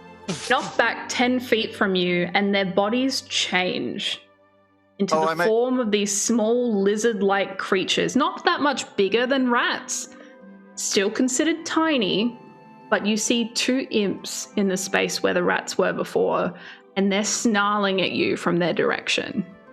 I may have caused a bigger problem than what I anticipated. Anyway, Give, it is now your turn. Cool. I would like to... He's going to sneak up basically to right next to the wizard and hide as our bonus action, and hold the action until what I believe is coming, which is a grapple based on the planning that we've done. So you're going up to the wizard in the center of the room, is that right? Yeah, but and hiding behind something in the middle of the room, or hiding wherever you'd like me to hide. There are a few columns in the room where you feel like you can get a good enough position to be able to maneuver yourself to be kind of hidden from what you can see in front of you. You see the Eldritch Blasts that have just come out, and they attach to the rats that turn into the imps on the side. Yeah. Okay, interesting. And you're holding your action. Is that for what conditions? Until the wizard gets grabbed by one of my compatriots. Okay. The wizard cannot hear you right now. I also can't hear anyone else because I am too close to the wizard, probably. But I still need you to roll me a stealth check. That is with +10 for your... No, it's with +10 and +6. So provided I don't get a 1. Level 5. So a 9 + 6 is 15 + 5 is 25? Oh yeah, I think you feel that you have successfully managed to hide yourself. But yeah, you're able to position yourself behind a column, and you feel that you are ready and waiting to go. You got the manacles in your hand, ready to capture this wizard as soon as your friend is there. You do see Quartz who has appeared directly in front of this wizard as well. So that is helping too. Yeah. Fester, what would you like to do? Sipping your drink, waiting to see what happens? Fester's leaning against the door frame and sees everybody run into the circle of silence, so they can't hear what he's saying. So he mutters some obscenities. The entire party's in the circle, right? I'm standing right next to you. Yeah. Looks at you and says, dear lady, the rats became imps. I saw that, and I might not be able to go ahead with the plan now. I might have to deal with them. Do you mind helping them out? Who? The points the wizard and everyone else, and they go, just deal with that. I'll see if I can deal with these imps. And so Fester turns around and looks for the third one. So Inna hit the 2 far ones. There's one closer to us, right? There is one on the other side of the room to you, but they're still within 60 feet. So. Okay. Fester dips a hand into his thing, licks it, spins his finger around, and then flicks a globule of water, which seems to freeze as it flies through there, an ice knife on the far rim. Interesting. So that is a 21 to hit. Oh yeah, that hits. That is no worries. I'm more amazed than you are, to be honest, DM. And then does 3 points of cold damage. Mm-hmm. And then check. Then can you make a dexterity saving throw? Yeah, dexterity 14 saving throw, please. Yeah, no, that's 6. So as the knife stabs into the imp, and it kind of just things, there's a kind of like, see if it has to go, what, and then explodes for 2d6 worth of damage. Okay, good to know. And that is 6. That's an extra 6 points of exploding ice knife damage, please. So, there are a couple of things to explain here. As your ice knife travels across the room and connects with this rat, the rat then turns into the imp, as you expected it to do. Sure. But as it turns into it, this one is a different colour to the rest of them. This one, in fact, is the same purplish colour as you. You recognise this imp as your cousin Carl. Oh no. And he looks to you, Carl, no! ice knife in his chest, and he looks up and he says, Cousin Fester? As the ice knife explodes and breaks as it is plunged into his chest. I knew it. Falls immediately to the ground, That's going to be an awkward family reunion. clutching at the ice that is slowly gathering before it. Fortunately, Ina's the only one that heard that at this point in time. It's To be fair, Ina is also in the silence, so no one heard that except for... I haven't actually entered the room. I'm still staying in the doorway. Oh, sorry, yes, that's right. Yeah. For some reason I confused you with GIF randomly, which is completely different. Don't know how that happened. Ha! I'm just looking at... Also, did GIF shrink? And that's the end of my go, as I usually work for the words of just murdering a cousin. Yep. To be fair, alive, but very barely. Quartz, it's now your turn. You've appeared 5 feet in front of the wizard, who is muttering something that you cannot hear because your silent spell is cast upon him. He's clutching something that he's holding in his lap. Does he seem to have noticed that he's no longer audibly making noise? I think he looks to be in enough distress that he has not recognized that he is not making noise. Okay. I'm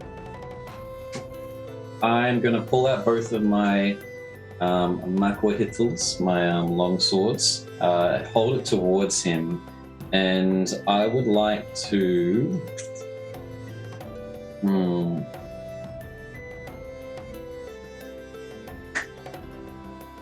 I am going to use...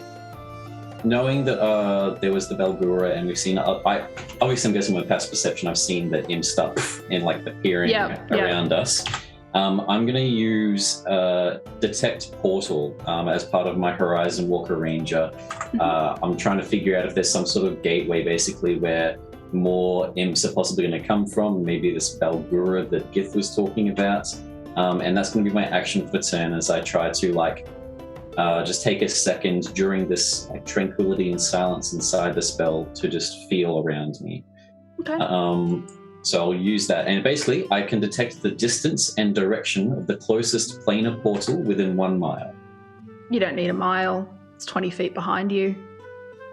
And it's very open. Okay. Even with the silence spell cast on you, you can also smell the sulfur in the air now that you're closer. Over my shoulder, is there anything actually there that's visible? Nope. Mother. Okay.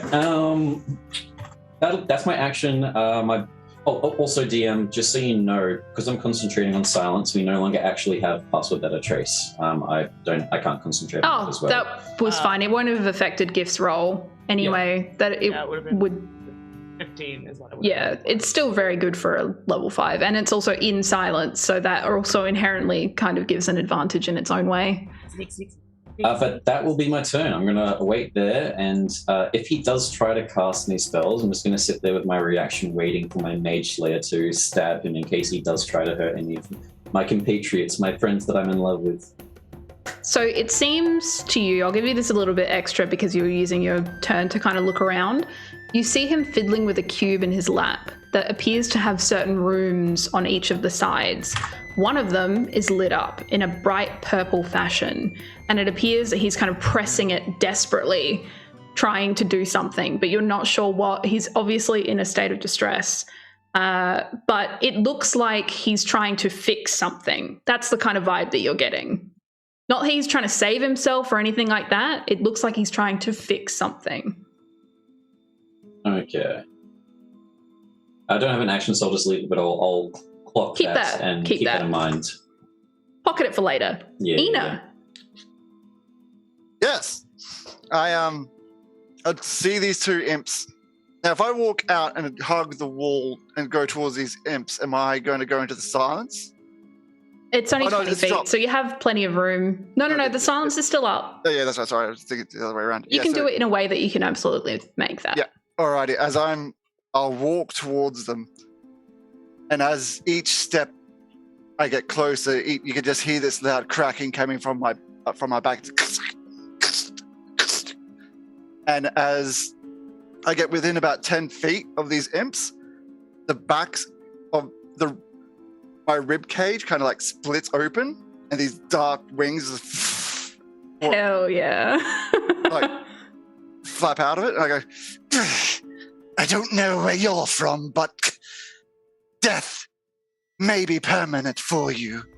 And I do use my action to do my necrotic shroud.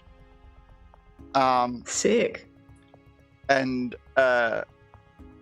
they, because they're within 10 feet of me, they need to make a charisma saving throw. Yeah, that's not going to work. Why is it? All right, sure. Yeah, okay, that's a 12 and that's a 6, so I guess that's a no? They are frightened of me. I think they already were, but yes. Now they have the frightened condition. Yeah, they're now very much frightened of me. Oh, I can do this as a bonus action. Huzzah! And then I'm going to look over to the wizard to help my friends. I'm going to go, you're next. And I'm going to cast Hex on him. Hex, okay. But he won't hit that because of the silence, but coolness. Yeah, you got it. And yeah, so this long, thick, black tendril of energy shoots out towards him and pierces through the silence and just wraps around him. And he has a disadvantage on strength checks. I'm going to go with. Okay, sure. It connects with him, and you see the kind of like pallor of him changes. He looks much weaker, and like, you know, he looks a lot more lethargic than he did previously. But doesn't seem to react to you speaking because you believe that he can't hear you. Wayne, very important thing for you also. As you're charging into battle, you are only, I'm going to say, like 5 feet from this guy at this point. You feel that magic surge again within your fingers before you take your hit. Or as you're taking your hit. I'm assuming your hit is coming. I mean, my intention was to leap onto the wizard's back and put him in like an armbar. You know what? I'll let you do that before the magic surge happens, just in case. Let's see what happens. Nice. So I guess it's a opposed athletics check. Yep. Is that right? And he's got disadvantage on strength checks. Oh, and I have guidance, I think, from before. Didn't need it at all. Hang on. Okay. Plus, I'm going to use my guidance just in case. That's going to be 16. It's a 3. Oh, yeah, that. Yep. So he's in an armbar. good. And then can I pop out from my spot and put the manacles on the You wizard? absolutely can.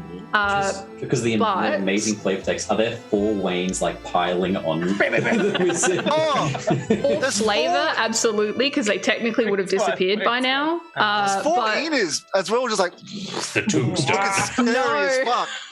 No wonder they're scared of you. But yes, for flavor, they absolutely can like just wail on top as well. Stacks on. Stacks on. So we will say that the magic surge happens before you move in, Give. Just Yeah, you might not want to be involved in whatever comes next. Who knows? But like, I wouldn't know it was coming. That's the thing. So True. let's go for I it. guess it's more just action. I'd rather not die as well. It's fine. We'll see. It could be fun. I'm also now unable to tell Gith that we're stopping him from fixing whatever he's fixing. Oh, I know what I'm doing immediately after. She has. I mean, you can still she saw the capture him. It's she saw fine. the shiny thing. She wants the shiny thing. It's cool. I'm now. So yes, roll me that magic surge. That is a 7. 7. Oh, I know what that is. I've done that before. Oh dear. So, just so I get the amount of Hang on. damage Can up. he cast Fireball though? Because he's not a spellcaster. Yeah, it's happening now. It Just automatically. Well, see, the thing is It that says magic you surges. cast. No, it says you cast, and because it's a sort of like, But I don't know. I'm in the circle, man. I'm worried about myself. we did say that it's kind of the magic doesn't come from you casting a spell innately, it just happens. So it is almost like the tower is channeling the magic. Which does mean Fine. I need you to I'm roll. a rogue. I'm not gonna be fine. Can I use my Mage Slayer to Actually, yes, I am, when he because I have casts a those- spell? Yes, I am, because I've got those 31 extra hit points from earlier. So they were not good game, temporary hit everyone. points. I apologize. I know.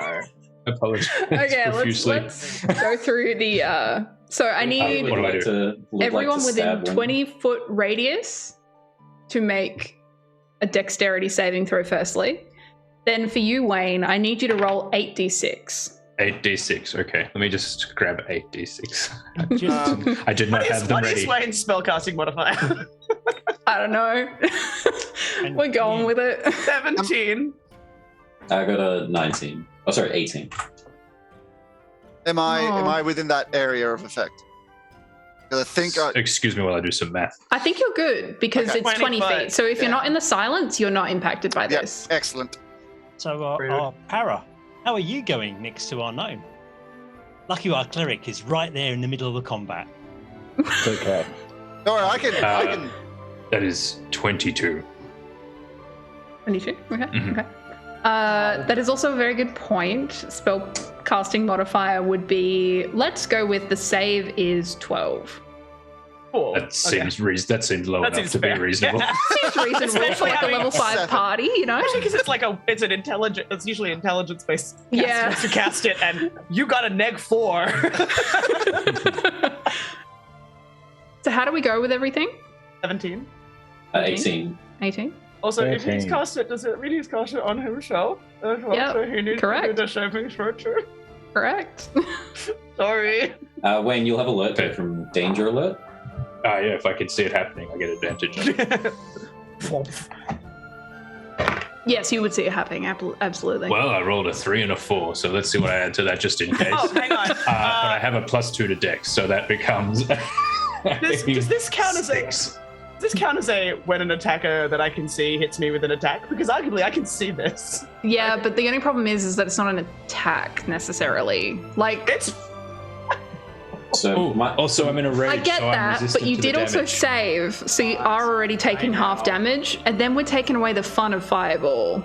So, but my question about him casting a spell while I've got Mage Slayer and me stabbing Wayne, is that still on the table? Yeah. I mean, you can totally stab me. Okay, let's go with this. So the magic that is happening, that is surging, is not technically cast by the person casting it. Okay. All right. So attacking Wayne technically does nothing except stabbing your friend. Please I don't do stab your love friend. We him. need his. We need his. You strength. could stab the floor. Maybe that will work. Take that floor. Take that tower. I just see a bright light flash from inside, not hearing the explosions. Oh. Yeah, well, that's the thing. You see this fire erupt within that space, but you don't hear anything. So, That's was right. it 22 total for the damage? Or was it 22, 20? yes. 22. 22. Okay, so for half damage, then you're looking at 11. I got a 11. 10 on my 22. Yeah. So the concentration save would also be 11, correct? Yeah. Yeah. Silence is gone. Okay, I'm about to put the manacles on him anyway, despite being crispy fried. Yeah. If you turn, and it's like the opposite of when you cool guys look at explosions, it's Yeah. like people who get hit by fireballs look into fireballs, apparently. And you turn around and you just walk directly into this fireball and it washes over you. And for the most part, it manages to avoid most of what's going on. You know, you don't feel like you took the full brunt of that damage. Like my But you cape do- now looks like it's embered. Like, Yeah, it's fine. yeah. You're like, well, that happened. Let's go. And you grab out your manacles. Yeah. The only problem is the mage is not well. Not dead, but not well. And as the silence drops, you see the mage looks up to you, Wayne, who's on his shoulders. What's up? And he just turns to you and he says, I'm so sorry. I couldn't stop this at all. You all need to get out of here. Gif, as you attach the manacles onto his hands. Para, you're in there as well, right? Yes. Okay. Roll a 13. Good to know. You saved, so that's good. You feel a warm breath coming from above you. The reason you know it's a breath is you smell the funky smell of someone who hasn't brushed their teeth in a long time. Ugh, keto diet. Oh, yeah. Fiber, dude, come on. But you don't see anything. Now, Wayne will actually finish your turn now that you've tackled this mage. He's not feeling well. He said he's sorry. What are you going to do? I think I'm just going to maintain my my grapple, quote unquote. Yep, sure. That sounds good. All right. Then it is the mage's turn. He's just given that speech, but you see him looking at Para. Just directly up at Para. You, Gif, who have him currently in manacles, you see he's actually looking over Para's shoulder at something that none of the rest of us are seeing. The cube that he was holding drops to the ground. You still see one of the sides is lit up in that purple energy, and all of you see this cube on the floor with runes on each side. And one of them glows a bright purple. The same purple that is in the portal behind you.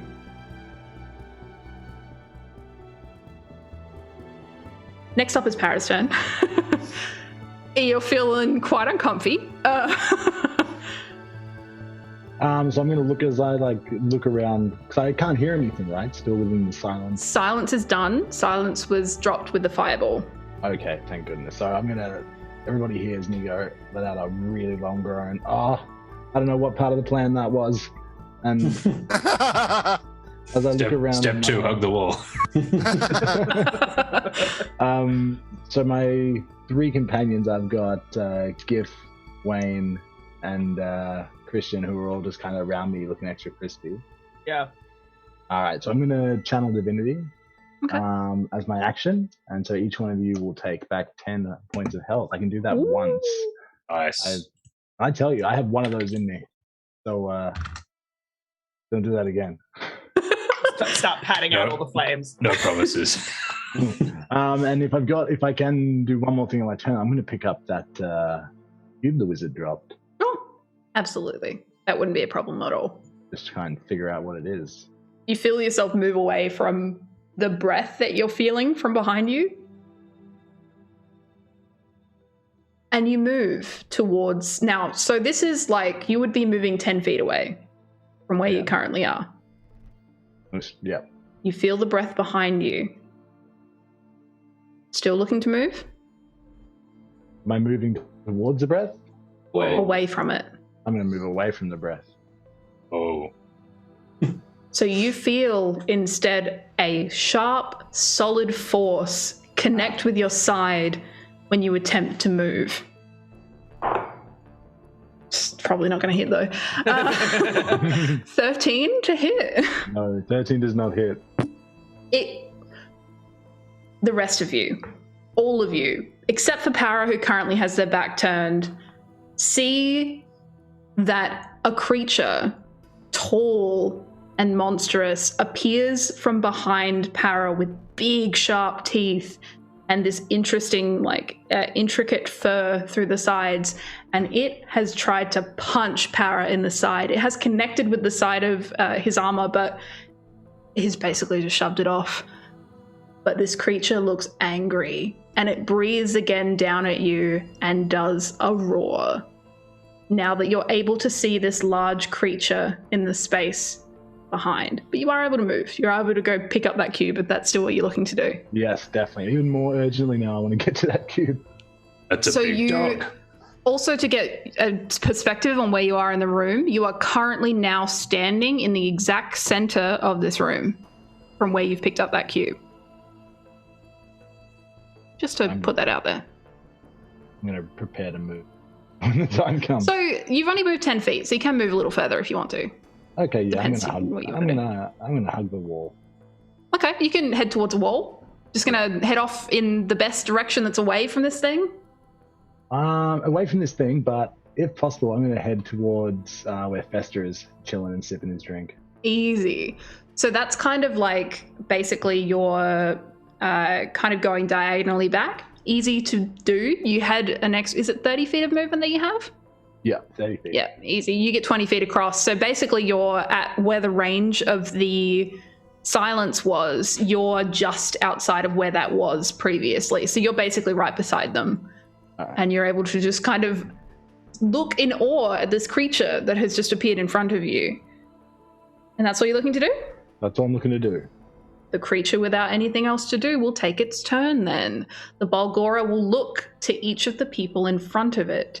It will see the mage. It will see Gif. It will see Wayne. It will see Quartz. I don't know why your name always just leaves my brain. Wait. Yeah, I think that's why, because there's the two names. I'm like, that's not right, but it is, but it's not. But you're alone. And that's the most important thing to it right now. It will look towards you and it starts swinging its fists wildly and it will move towards you to attempt to attack you. Is it attacking me like Bart Simpson? I guess. This is an embarrassing time to mention that I haven't seen The Simpsons, but I'm gonna keep punching the air, and if you come towards me, it's your own fault. Something like that. You get the feeling that it is acting recklessly is the important thing here, I suppose. It will make 3 attacks, each of them with advantage. So that's 17 to hit. That is. The first one? Okay. Then it's 20 for the second. Funny enough, that hits. And then it's 21 for the third. That one misses. Who would have guessed? Oh, dang. How sad. Wow, it would sure be good for a magic surge right now. Can you chat, save me. Come on now, chat. Don't let Quay die.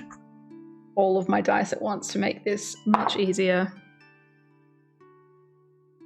Oh, with a demon. I see. All right then. Okay, good to know. 2 of us can be reckless. So combined together, the creature reaches out and it bites onto your neck, and then it sits back and it punches into the side, and you feel yourself being tousled around. In total, you take... I'm not very good at maths. Throw the numbers out there. I did a degree in it, and yet can't do it in my head. 19 piercing damage. Sorry. Actually, let me take that back, because it's piercing and bludgeoning. But will it make a difference? So you're saying I can heal 19 damage as I take it back? Not quite. But it would be 10 piercing damage, and then 9 bludgeoning damage. There we go. I don't think that makes a difference to me, unfortunately. I am just hurt. Okay, so the creature then, once it's reached out, will do its magic surge as well. So that's 67 for those playing along at home. It's what? It's got a magic surge. Yeah, it got a wild magic surge. So once it's punched its way into you, just to really set this scene, right? This thing is angry. This thing is pissed. It looks to you, it's just pummeled you with both of its fists, taken a chunk out of your shoulder, then it looks at you and its face drops and it is terrified. This creature is now frightened of you until the end of its next turn. Until the end of your Saved by the chat. It's next to the end of its next turn. So it just turns around and it's like, fuck no, I'm out of there. Whoops, punched the wrong person. It just goes, no, I'm not playing with that there. And it just turns around and decides it doesn't want to do that anymore. So, yep, that's what we get. Gift, it's now your turn. Cool. I am going to.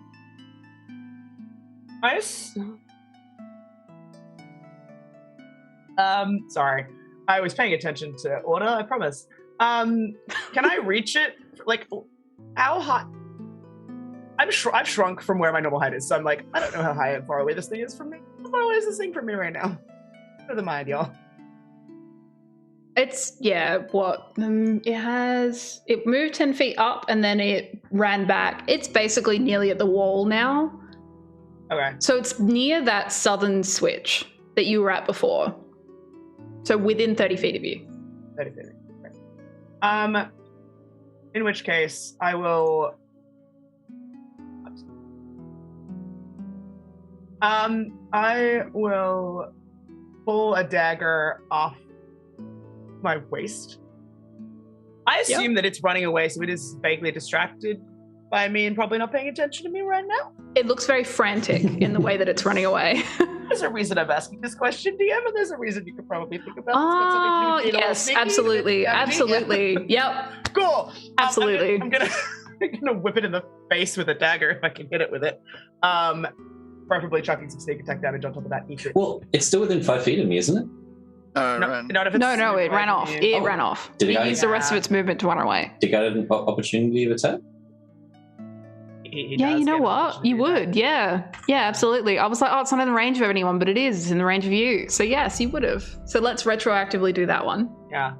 And then we can deal with that sneak damage. Does he go past me? Can I like whomp him with an opportunity attack before my I turn? will give you an extra attack because I know how much it means to you to do that. I miss with my opportunity attack. You missed. Wait, what did you roll? 13. How do you know that misses? It does miss, but Would you have advantage on it because it's scared of you? Oh, would I? Technically, sure. Why not? Hey. I'm feeling it. That is a 10 to hit. Magically, its AC drops. It's so terrified of you that no, it's unfortunately not. It's okay. Cool. So, yeah. Basically, my question is, does it run past me? But do I get to opportunity attack it before it's my turn? I think to give you the benefit, I think it would. Right. So basically, with where you guys were all standing, I think it would. The only person that won't get the opportunity attack would be Wayne, only because currently you're grappled to the wizard. Too busy giving hugs. Okay, so for the opportunity attack then. Yep.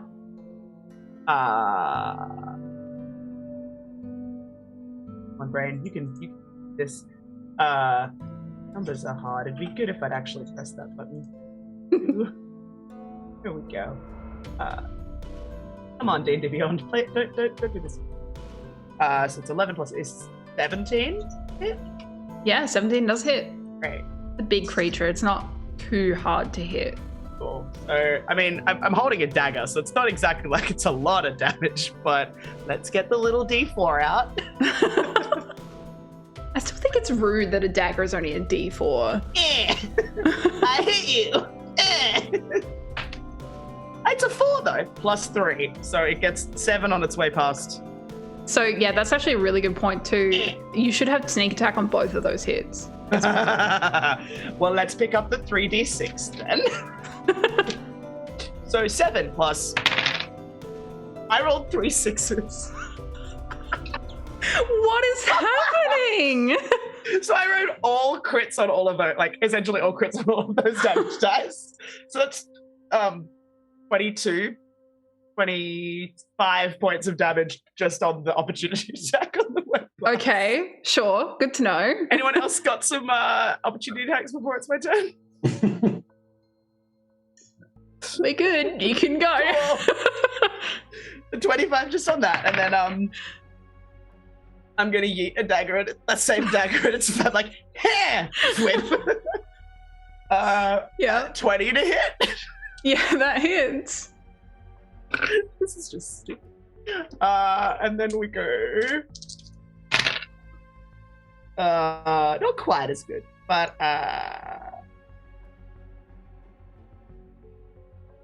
19. So total of Still pretty good. 42 points of damage with a tiny dagger on the way past. You seem to have hit like a tendon in its back, and it's like slumped a little on that side, but it is still very clearly running away. Cool. Can I then use my bonus action to hide, please? Who are you hiding from? You do currently have the demon, please. Okay, sure. Just clarifying.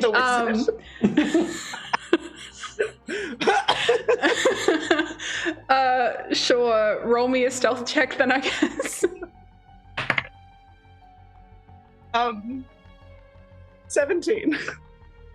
17. Okay. Yep. You feel you've hidden. I hit it really hard. I'm sorry, I'm gonna hide. Okay, good to know, good to know, good to know. Fester. You're watching all of this unfold. Your cousin is still reeling in the corner to the point that he actually hasn't entered combat. He's just been sitting there like, oh my god, I've been betrayed. What would you like to do? Okay, so obviously the contrition and sadness of wounding a beloved cousin has come to fester. However, a giant sodding massive demon that's swinging wildly, it's like, and then he kind of does a replay of the map and the levers and the lightning bolting sort that might kill the giant demon, saunters over to the north one. Okay. And is it a free action or an action to... Nah, it'd be a free action. Okay. I guess I just want to be really clear. You do need both of them to use it. So if you were to do it now, all it would do is open the roof, basically. Yeah. It's okay. Okay. No, that's okay. Because he's got Mage Hand already, but okay. He probably killed most of the party who is in the kill zone. So yeah. So currently the demon is against the wall. Yeah. And your friends are in the middle. And he becomes a bit lethal. I was going to say, shoot the glass, and he points to the center and says, "Get it in the middle, you bunch of lunatics." Bonus action, however, is to healing word, Carl. Sorry. So a bonus action healing word, Carl. Okay, I love that. That's cute. And Carl gets a massive 5 healing points. He's like, I'd run now, and then I will hold what's left of my action if the Balgura and all my party, but the Balgura gets to the center of the thing. I've got Mage Hand ready to activate, so I kind of cast Mage Hand, and it's floating next to the lever. Yep. And he's like, get it in the center and get out. Easy. I'm sure so no you're one's paying any attention. Holding if it gets into the center of the room. And it's on the other lever. Me and Mansford are on the actual physical lever, and we're ready to do it at the same time. Yeah. Love it. Not going to work.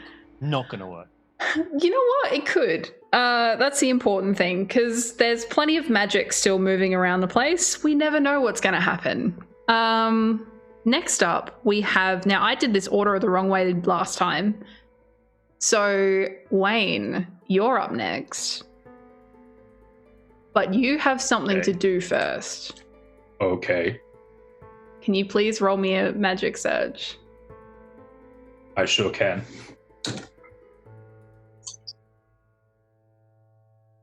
29. 29? Okay.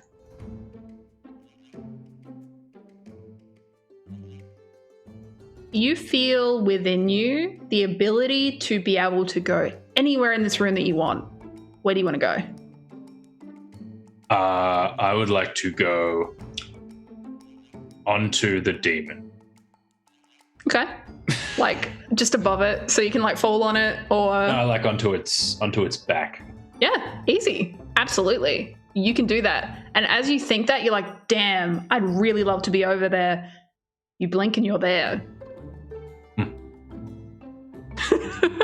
Your feet sink into its back. It's clearly like limping and on the side. What would you like to do?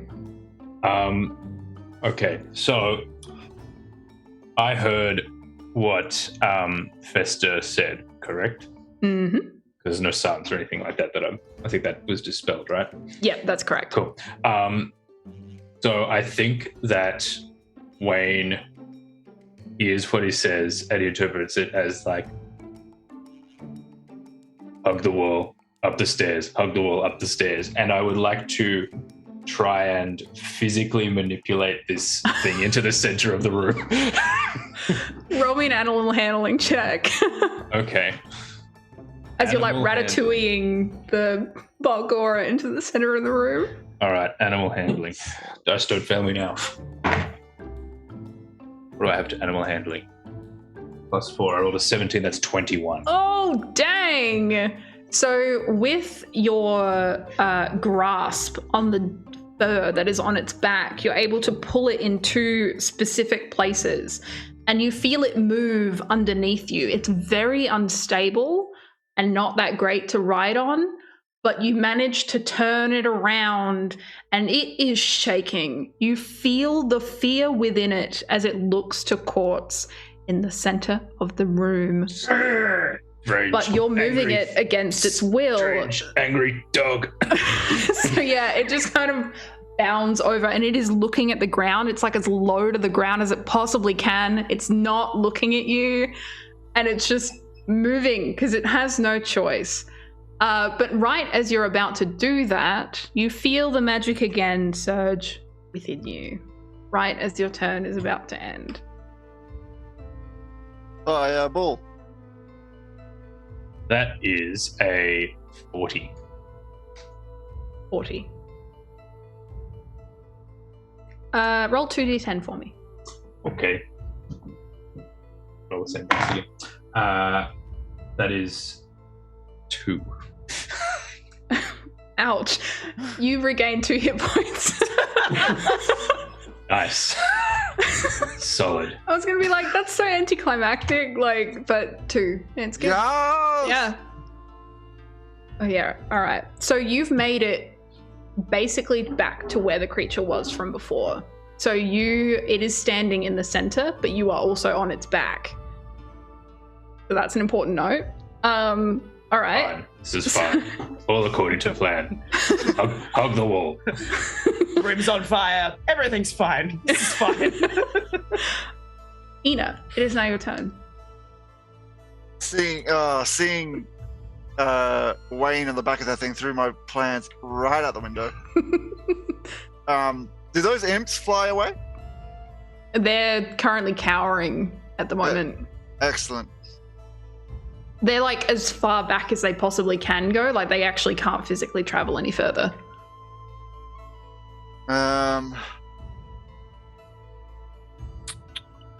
That threw everything that I planned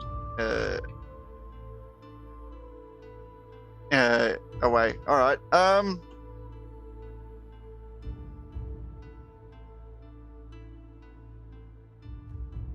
Cool. I think I know what I'm going to do. I'm going to. Do I know what a Balgura's favorite food is? You get the feeling it would be meat. Roll me a. Let's go history. History? Yeah. 10. Meat. What meat do you like? I would go with, raw, not raw, like rare red meat. I'm going to throw down, I'm going to cast Major Image and throw down a heap of red like raw bloody meat right in the middle of this room. And I think Major Image has a scent component, so you can actually like smell it, but it's like you can't. If it's a smell that does damage, it doesn't hurt. Right. Yeah. So it's gonna smell like a fresh kill. I'm gonna put it right in front of the Bargura, and I'm gonna turn to Fester, and I go, now would be a really good time with my demon wings out, my rib wings out. And I go, now would be a really good time to pull that other lever. I think I can get it distracted enough for now. And then I'm going to book it for the door. Esther looks in horror at the goth girl band who are running towards him because there's still 4 of you, right? Yeah, there's still 4 of me, yeah. But what about the cleric? He's got healing. He'll be fine. And the ranger. I can heal. It's fine. To be fair, you as the ranger are a little bit further back. The one who's in the immediate danger is the cleric and Wayne. Unless... Have I moved since being right next to the wizard? Hiding I'll be behind fine. the wizard.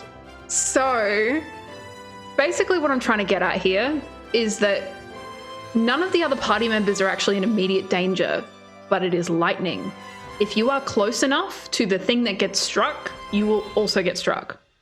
You could be on the other side of the room, but if there is a line that connects to you, you will also get struck. Does that make sense? I hope. No, it does. And just be clear, Para, are you wearing your favourite chainmail or plate mail of dwarven, mate? Yeah. Yes. Yes, I am. Yeah. Oh my So God. Vesta looks at the terrifying goth band and just nods and doesn't do anything at this point in time. I can heal them and they'll be fine.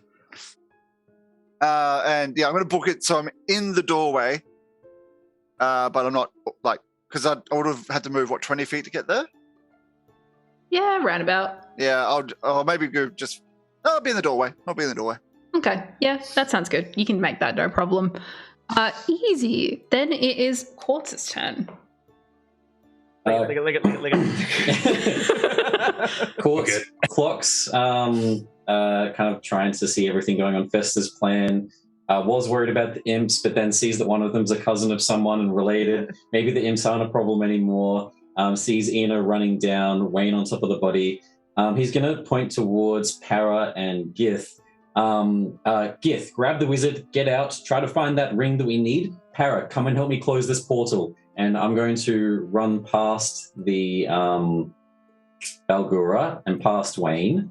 As I'm running past, I'm going to tap Wayne's leg and cast Protection from Good and Evil on him. So any attacks, spells, or abilities will have disadvantage from any themes. So I'm going to tap his leg, do that, run past, and start heading towards the shimmering portal, waiting for Para to try to do some sort of Arcana check and close it. Yeah. Easy. But you are moving away from the center, is basically the vibe here. 100%. I'm getting to the other side of the wall where the portal is. Absolutely. Love your work. Para, you look at this situation and you again feel the lightning crackle from outside and you feel it reverberate within your fingers as you again get a magic surge. Go for me. Percentile dice, please. That is... Where's my other?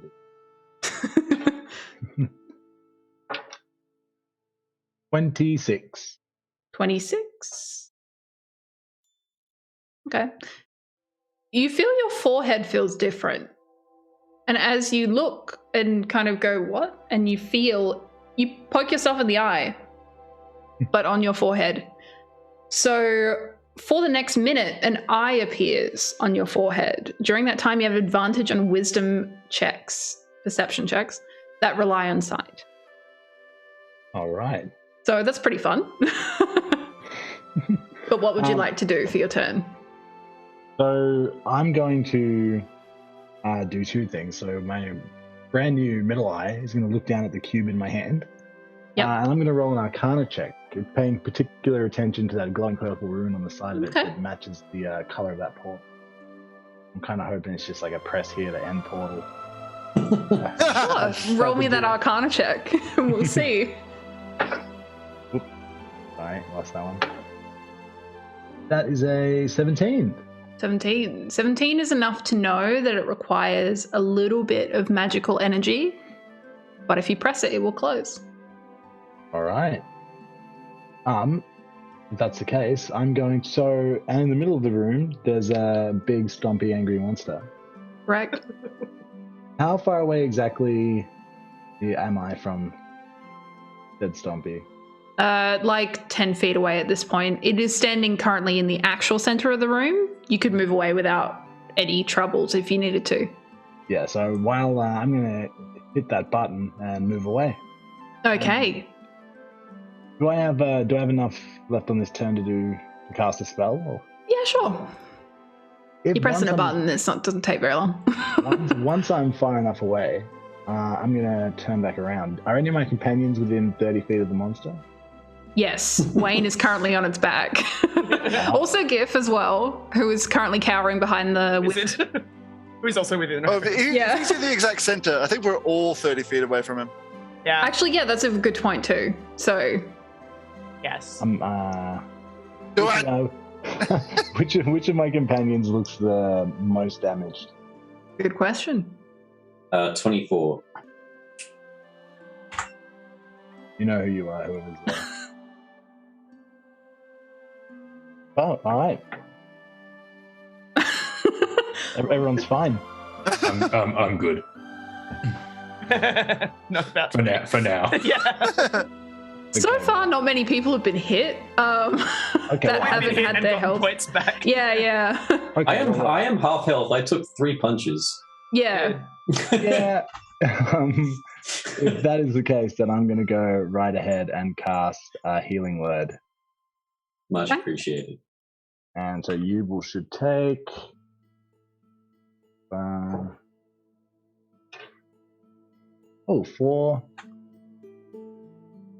So you take 7 points of health back. And that is my turn. Love that for you.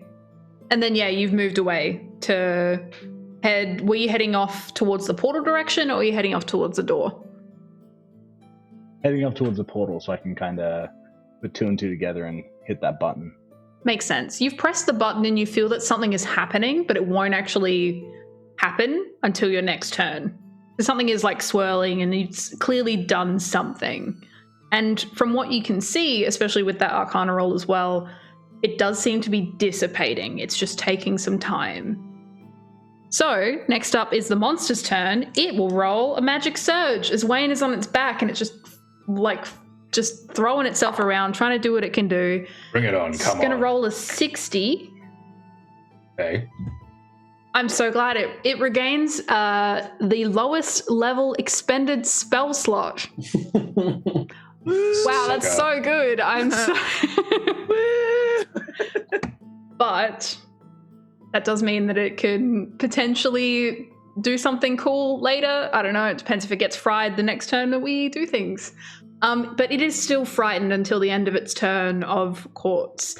So with Wayne on its back, kind of successfully moving it around, it just flops onto the floor and just stares directly into the ground. And you see it like caving into the bottom of the floor, trying to dig its way through to try and avoid quartz. That is its desperate attempt at trying to remove itself from the thing that has frightened it. Gif, it is your turn now. The creature now looks a little bit calmer because now it's not as frightened as it was before, but it is now your turn. You have the wizard in front of you and you're the only remaining party member other than Wayne in the center of the room. Get the wizard and get out. I'm not very strong, but I'm going to try and pull that wizard as far away, like behind a pole. Let's say, behind a... To be fair, he probably doesn't want to die. Yeah, but also like, I don't think you understand what. She's a dex build. She's not. Just go. Let's go. Just be like, let's Come go. on, Come on, Wiz. Let's go. He had a name. I don't remember what it was. It's fine. She wouldn't remember anyway. Don't tell me. Easy. Roll me just a strength check. 17. 17. -1. Still pretty good though. It is enough, like you can drag it like 10 feet behind that pole. Yeah. And you can move further if you want. I would like to get him behind one pole, and if there is another pole within like 20 feet of that, I'm gonna hide behind that so I'm away from the thing that is currently face planting itself into the dirt. Absolutely.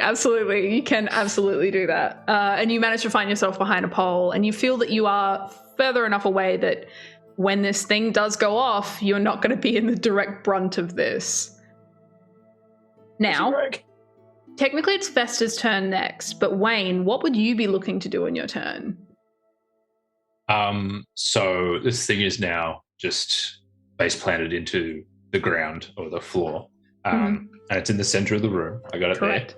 there. Okay.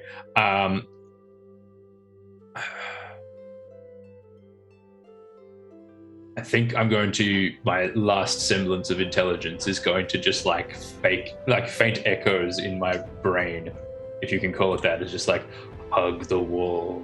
Just this faint echo. And I'll be like, oh yeah, wall.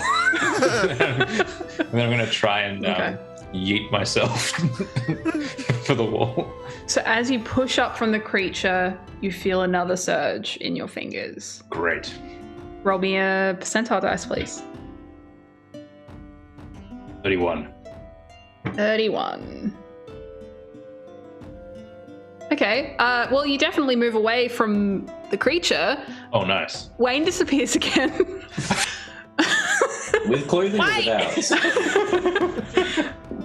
Wayne, put your pants on. Wayne basically just gets up from this creature and is like, a wall, and then disappears. None of the party see him. Wayne, you feel yourself in a cosmic space. There are buildings that seem to float through the sky. This time there are 3 ships, all with creepy lithids at the front of them, helming them, and they all look at you as, in that Wile E. Coyote kind of way, you start to fall as soon as they point in your direction, and these ships chase after you as you just fall into the eternal cosmic space around you. What's up, creepy dog? They chase after you, these strange tendrils reaching out from their ships, and they go full force towards you. And you go for about an hour until 6 seconds real time later, you appear back in the room. At the end of the round. Yeah. We're going to say that happened at the end of your running so that you just like appear against the wall, basically. But you've had a bit of a time. A bit of an experience. But that does mean, Fester, that satisfies your criteria. If you want to pull the levers. Oh, yes. Click at the same time. Easy. So as you do that, as you pull both the levers down on each side, the Bulgora is like kind of trying to get up at this point. And it looks across to you and it's like, I am going after you next.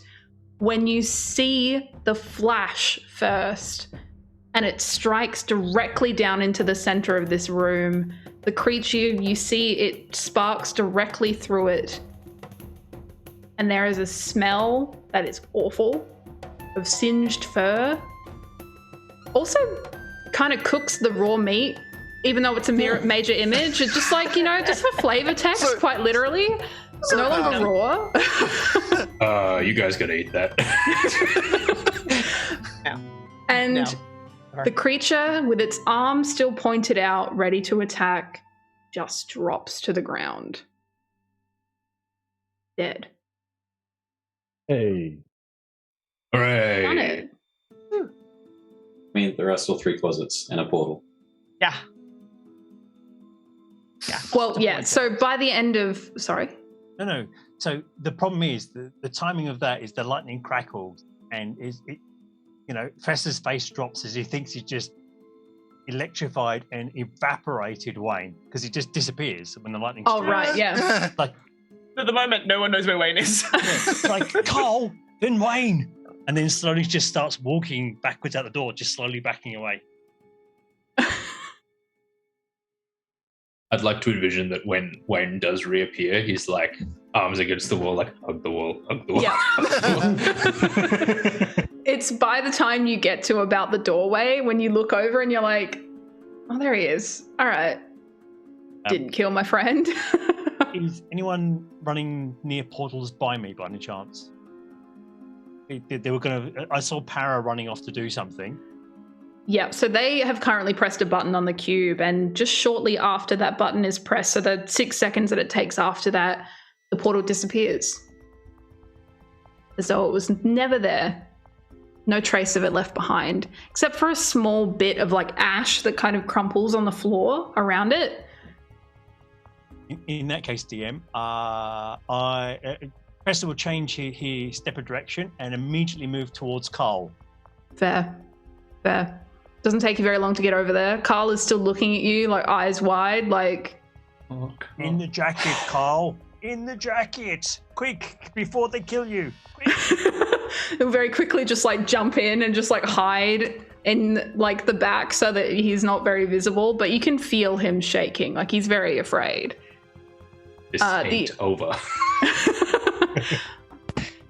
But with the wizard, you do manage to locate the heirloom that Tazelle was looking for. And for the benefits of the quest, it is complete. You will get Money. for the party 1,000 gold. Huzzah. If you choose to give it back. What does this fancy device do? Roll me an Arcana check, just to make Ooh, sure. Hell yeah. One thing I'm good at. Oh, I'm not. Nope. 10. It's really shiny. And it's really nice. 22? You've seen these before. These are what is called Rings of the Soul Collector. They collect souls within them. Does that change your mind about returning it? Souls, you say? Last decision for the game. What do you think you guys would do? Oh no, 1,000 gold could buy a lot of protein powder. If wants her money. I'll take money for souls? now. I can save more souls with money. Quartz would like to go on a little punt with what's his name? Marketh Fizzlefrond. As a worshipper of Malar, when they get to the bottom of the tower, I'm gonna let him loose in the forest and then hunt him down and kill him so that I can bring him back dead. Dark, man. Dark, very dark. Yeah, you can do that. That's fine. She Rogue said just nods in approval, like, yeah. captured or right. dead. Either's fine. Absolutely. Yeah, you can be like me. What about you, Fester? You look like you're conflicted. So Fester was quite happy to con the party, but after the accident with the mage changes his plans completely. It's like, oh no. Let's whatever the party wants to do at this point in time. I just make sure Carl is, healing word. Run, Carl, run! Run, Carl, Absolutely. run! Time to hunt the most dangerous game of all. Carl. Absolutely. So yeah, you turn in your ring, you get your gold, you split it amongst yourselves however you feel is appropriate. And that concludes our adventure for today. Yay! We did everything We wrong did and it. still won. We're a real Saved the D&D city. party! Did it all wrong and won anyway. DM for that game, level. Yeah, did I? Yeah, sure. Yeah, you guys level up. Yeah, Hey. you did enough. Awesome. Yes.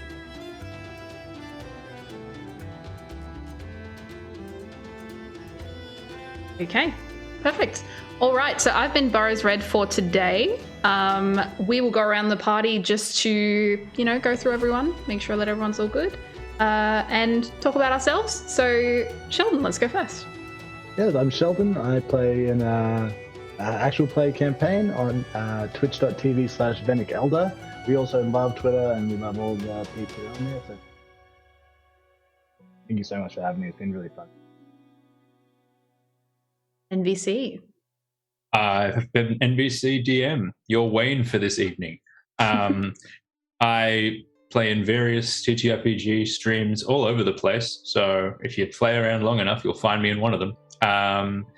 Thank you so much to my fellow players, to Burrows for DMing a wonderful game. Big shout outs to someone behind the scenes, keeping everything working properly.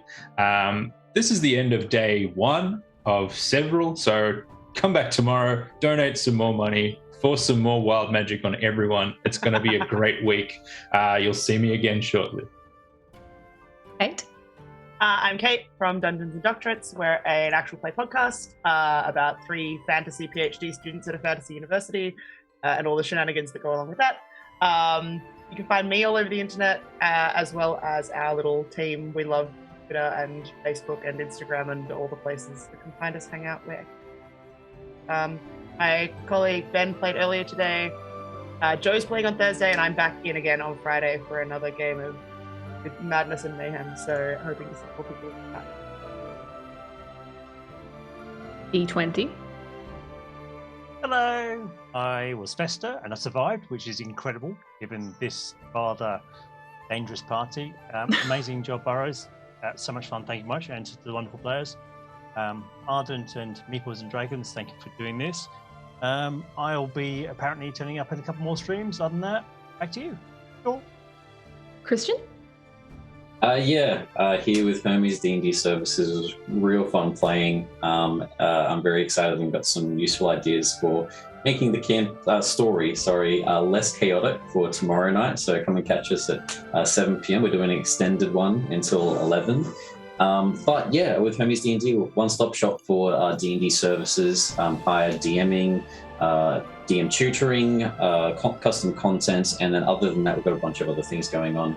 Patreon that has published content from a source book we're releasing, battle tactics for monsters released on videos, a bunch of different things. So check us out on the Facebook and you can find all the links there. And lastly but not least, Kyle. Hi. Oh, bye now, I guess.